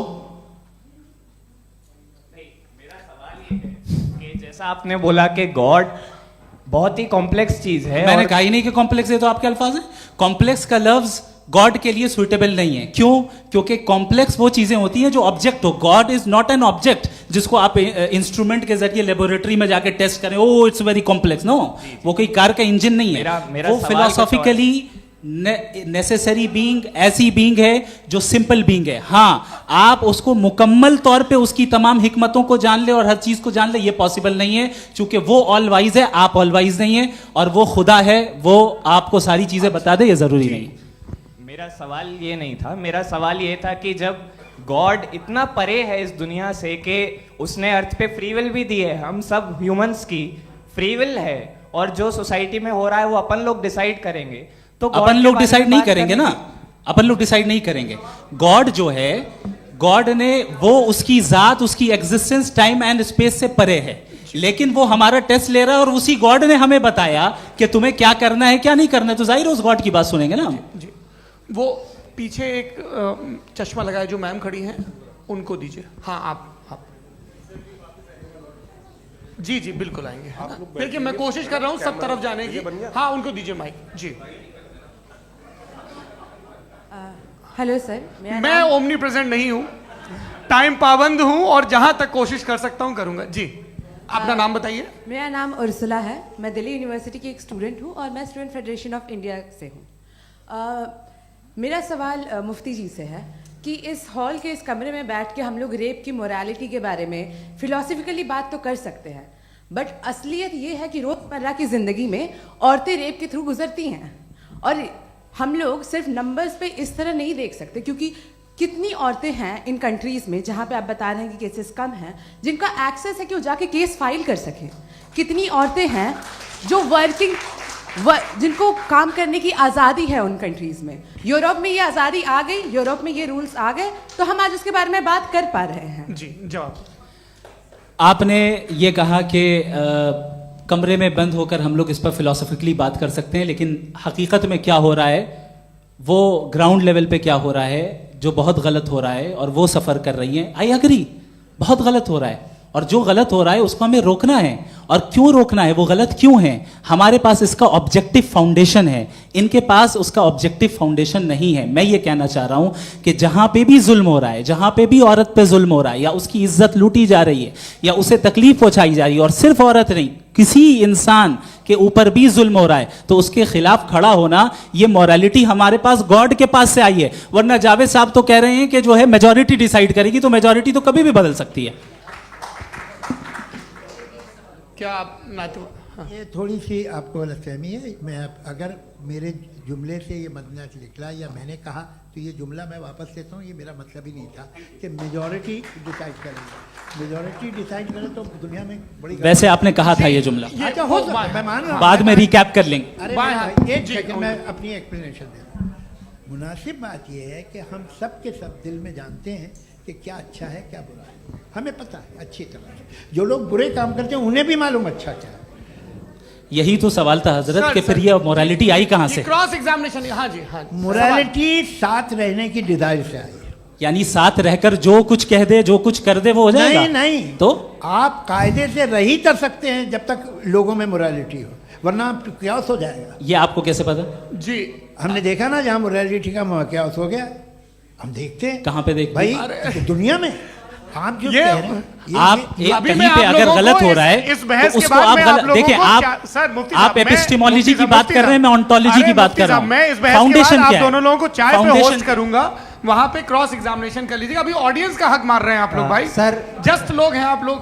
और ये भाई ये हाँ, बच्चे उधर आएंगे, उधर इनको आएंगे। भी। जी सर आएंगे अच्छा सर मेरा नाम लईकुर रहमान है और मैं अलीगढ़ मुस्लिम यूनिवर्सिटी का स्टूडेंट हूँ। और जहाँ तक मुझे पता है कि sir you are also product of Aligarh Muslim University. मैं भी उसी चमन का बुलबुल। हाँ सर, तो बहुत खुशी हुई मुझे जान करके कि मैं आपसे मिलूंगा। सवाल सर मेरा सवाल ये है, सर सैयद अलैहि रहमा का नज़रिया ये था कि खुदा के वजूद को अक़ल के दायरे में रह कर के तलाश करना, न कि पूरी तौर से उसका इनकार कर देना। Sir how will you define it? नहीं तो ये तो आप इन्हें बताइए। ये सवाल आपसे खुदा का वजूद साबित कर रहे हैं। तो सर आपने इनकार कर रखा है, इस वजह से मेरा क्वेश्चन उन्होंने यही सर से एक सेकंड, सर सैयद ने यही कहा ना कि अक्ल से आप खुदा के वजूद को साबित नहीं कर सकते, यही कहा ना भाई। वो उन्होंने कहा कर सकते हैं और वो कर दिया गया आज। वो फोन दो।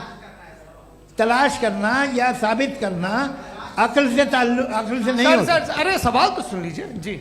अक्ल से नहीं हो सकता है, यही कहा ना आपने। अक्ल से हो सकता है। अरे वो यही कह रहे हैं भाई, आप बता रहे हो सकता है, वो तो कुछ और। आप अगर सर देखो नौजवान फोन ले लो, वो इतनी कमाल की यूनिवर्सिटी है। अरे भाई दे दो जरा, एक मिनट दे दो भाई, मेरी बात सुनो, माइक पे बोलो ताकि जो लाखों लोग देख रहे हैं। माइक दे दो ना। अरे देंगे ना माइक, तुम ठहरो तो। हाँ सर मेरा सवाल ये था कि सर सैयद अलैहि रहमा का एक नज़रिया था अपना कि खुदा का जो वजूद है उसको अक़ल के दायरे में रह कर के तलाश करना है, न कि पूरे तौर से इनकार कर देना है। ये उनका कॉन्सेप्ट था। लेकिन मेरा सवाल ये है कि आप इसको कैसे डिफाइन करते हैं, एक्सप्लेन कैसे करेंगे, मैं आपसे जानना चाहता हूँ। चूंकि you are the product of Aligarh Muslim University. मुझे अक़ल के दायरे में रखे मैंने बहुत तलाश की, मुझे मिला नहीं।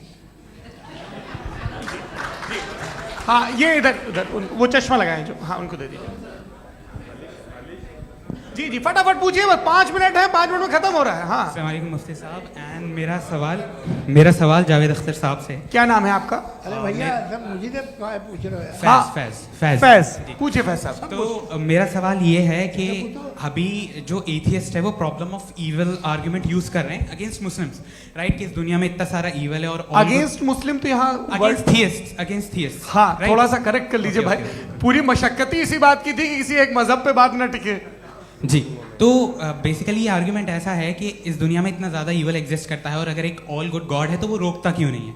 लेकिन इस सवाल में एक हिडन अजम्पशन ये है कि इस दुनिया में ईवल एग्जिस्ट करता है। अब एथियस्ट ये कैसे ऑन्टोलॉजिकली प्रूव कर सकते हैं कि इस दुनिया में ईवल एग्जिस्ट करता है? मैं आपको बताता हूँ, थोड़ा सा समझा। नहीं सर हम लोग इनको सुनने आए। नहीं please don't do that. I want to explain ontologically. नहीं हम समझ गए सर, इनको अब जवाब देने दीजिए। अच्छा सवाल पूछ लो। मैं अभी तक क्या था वो मैं थोड़ा सा ऐड ऑन कर लेता हूँ। तुम गुरु, तो हम जब इसका राउंड 13 करेंगे ना तब तुमको स्टेज पे बिठाएंगे। जी तो हाँ जल्दी से। तो देखिए एथियज्म के हिसाब से सब कुछ रैंडमली बन गया है, सब कुछ एटम्स और मॉलिक्यूल्स है। एक पत्थर में और मुझ में सिर्फ इतना फर्क है कि हम लोग एटम्स और मॉलिक्यूल्स का अलग अलग रीअरेंजमेंट है। अब एक पत्थर को कोई इंसान तलवार से 2 टुकड़ों में काटते या मुझे, according to atheism it is same. There is no evil and good according to atheism. जी अच्छा फैज साहब का सवाल ये है कि हाँ कोशिश भी करते तो इससे गलत सवाल नहीं कर पाते। एक लाइफ फॉर्म है और लाइफ फॉर्म में फीलिंग्स हैं, मतलब लाइफ फॉर्म सुनता है, देखता है, टेस्ट कर सकता है, फील कर सकता है। तो उसकी जो ये जो क्वालिटी इस बबल में आ गई है वो जानवर में भी है, इंसान में भी है। तो जाहिर है कि उसे कोई तकलीफ पहुंचेगी, तो चूंकि उसके पास वो सेंसिटिविटी है तो मैं करेगा। पत्थर में वो सेंसिटिविटी नहीं है। तो ये क्या सवाल हुआ कि अगर पत्थर को काटा तो पत्थर को तकलीफ नहीं होती, तो आपको काटे तो आपको क्यों तकलीफ हो? बैठ जाइए। जी हाँ अगला सवाल। हाँ पूछे जी जावेद अख्तर साहब। अरे भैया सब आप लोग मुफ्ती साहब को छोड़ रहे हैं, तो मेरे ही पीछे पड़े हैं क्या? फिर चलो बोलो भाई। You asked how God can exist when children die in Gaza. हाँ? you asked how God can exist when children die in Gaza, and you also mentioned the rise of atheism in Europe. But the same events also are leading many atheists and non-believers to turn towards faith. How do you interpret this contradiction, where suffering pushes some away from God, yet brings others closer to belief? देखिए, आपको एक बात बताऊं, दुनिया perfect तो कहीं भी नहीं है, हर जगह कुछ खामियां हैं। बेटा एक मिनट, मैं आप ही को कहेंगे, देखो वो तो कुछ खामियां, कमज़ोरियां, खराबियां सब जगह है। लेकिन अगर देखोगे ईमानदारी से कि दुनिया सबसे ज़्यादा महज़ब कहाँ है, एक आम शहरी को कहाँ हुकूक हासिल हैं, वो बोल सकता है, अपनी मर्ज़ी से काम कर सकता है, अपनी मर्ज़ी से राय दे सकता है, हुकूमत के ख़िलाफ़ बोल सकता है, बरसरे इक़्तिदार लोगों के बारे में बोल सकता है, सरमायादारों के ख़िलाफ़ बोल सकता है। तो आपको ये स्कैंडिनेवियन कंट्रीज़ में मिलेगा, वेस्टर्न यूरोप में मिलेगा। मैं नहीं कह रहा वो परफेक्ट है, बिल्कुल नहीं, वहाँ बहुत ख़राबियाँ भी हैं, परफेक्ट तो कोई। लेकिन जिन जिन मुल्कों में, लैटिन अमेरिका देखो, गल्फ़ देखो, वहाँ पर आपको ये ज़रूर है कि रेप नहीं होते होंगे। रेप की ज़रूरत क्या है भाई, उसको तो ख़रीद लो, घर में रखो, सड़क पर रेप करने की क्या ज़रूरत है। मगर सुनिए सुनिए सुनिए, मगर हकीकत ये है कि वहाँ शख्सी आज़ादी राय देने की, बोलने की नहीं है। जी, ये एक आखिरी सवाल मुफ्ती साहब से। हाँ मैम, इनको माइक दीजिए। शुक्रिया। मेरा नाम मनीषा है, मैं हरियाणा से आई हूँ। मैं मुफ्ती साहब से एक बात पूछना चाहती हूँ। आप बार बार जावेद साहब को कॉन्ट्राडिक्ट तो कर रहे हैं कि आपने ये कहा, लेकिन आप भी अजम्पशंस के बेसिस पे बात कर रहे हैं। आपने खुदा के होने का कौन सा प्रूफ पेश किया है, खुदा की एग्जिस्टेंस का? अब इस सवाल को अलग रहने दीजिए, कौन एथीस्ट है कौन नहीं है। और दूसरी बात जो आपने एक छोटी सी कही थी कि ये फ्री विल का इस्तेमाल करता है इंसान अपनी, लेकिन इस फ्री विल का इस्तेमाल में मतलब खुदा ने ये दे दी सबको ये इजाज़त कि वो कितना घिनौनापन और कितने ज़्यादा ख़राब से ख़राब तरीके इस्तेमाल कर सकते हैं। जवाब सुनते जी। आप फ्री विल को मानती है ना, या अब कहती है कि फ्री विल नहीं है ना, मानती है ना? तो अब आपके पास इसका कोई एक्सप्लेनेशन नहीं है कि अगर एक इंसान उस फ्री विल का इस्तेमाल करके गलत काम कर रहा है और बच के अच्छी ज़िंदगी गुजार के निकल जा रहा है, उसका कोई रिकम्पेंस नहीं है। हमारे वर्ल्ड व्यू में जो इंसान गलत काम कर रहा है उसको भी रिकम्पेंस यानी उसका बुरा बदला मिलना है, और जो सही काम कर रहा है उसको सही बदला मिलना है। लिहाजा जो फ्री विल है वो इस तरीके से है कि एक लिमिटेड टाइम तक खुदा ने मोहलत दी है। ऐसा नहीं कि छूट दे दी, जो करना है करते रहो हमेशा। वक्त आएगा जब एग्जाम का टाइम खत्म होगा तब रिजल्ट आएगा, दौराने एग्जाम जबरदस्ती आपको नहीं बताया जाएगा। अरे भाई एक सेकंड, जी सवाल मुफ्ती साहब से मेरा, मुफ्ती साहब से जी, मैम रुक जाइए, आपसे फोन, आप इसके बाद आपसे माइक चेंज होगा। हाँ बोलिए। मैं मुफ्ती साहब एक ही सवाल करता हूँ कि अगर जो हो रहा है फ्री विल से हो रहा है और एक दिन बरोज़ क़यामत इंसाफ होगा मैशर में वगैरह वगैरह, तो दुआ क्यों मांगते हैं लोग? दुआ मांगते हैं इसके मतलब है अभी भी उसने ये डिपार्टमेंट रखा है कि मैं रोज़मर्रा की जिंदगी में बिल्कुल बिल्कुल ही कैन। तो तुम कैन हो, तुम मुझे नौकरी दिला देते हो, मेरे बेटे को ग्रीन कार्ड दिला देते हो, और 45,000 बच्चे मरते हो, उन्हें रोकते नहीं हो। नहीं तो क्या आप ये कह रहे हैं कि इस दुनिया में जालिमों को कभी पकड़ ही नहीं होती है? अरे जो भी पकड़ होगी, वो बच्चे रोते हैं। बिल्कुल, देखिए मैंने अपने ओपनिंग स्टेटमेंट में यही कहा था कि जनाब जावेद साहब सिर्फ इमोशनल आर्गुमेंट देंगे। This is an emotional argument. ये छोटे मोटे इसके पीछे का रीजन मैंने बताया क्या है, देखिए मैं इसके पीछे का रीजन क्या है मैंने बताया। मंच से आप लोगों को सज्जनों इसलिए कह रहा हूं ताकि थोड़ा सा आपके कॉन्शियंस पे जोर रहे कि आपको ऑर्डर बचा के रखना है। वक्त तय हुआ था, ये वक्त पूरा हुआ, आपने इतने धैर्यपूर्वक सुना, मैं आप सबका बहुत बहुत शुक्रगुजार हूं। यदि इन दोनों विद्वानों की इच्छा होगी तो कभी हम इस बातचीत का राउंड 2, राउंड 3, यही तो देखिए खूबी है इंसान की कि बहस मुबाहसे में वो पड़ा रहता है। आप लोगों ने बड़े धैर्य का परिचय दिया, बहुत बहुत शुक्रिया। इसी के साथ ये बातचीत यहाँ पे समाप्त होती है। आप लोग को मैं एक बात बता दूं, ये सारी बहस हो गई, अब मुफ्ती साहब और बड़े मुफ्ती साहब इन साथ के साथ मैं खाना खाने वाला हूँ।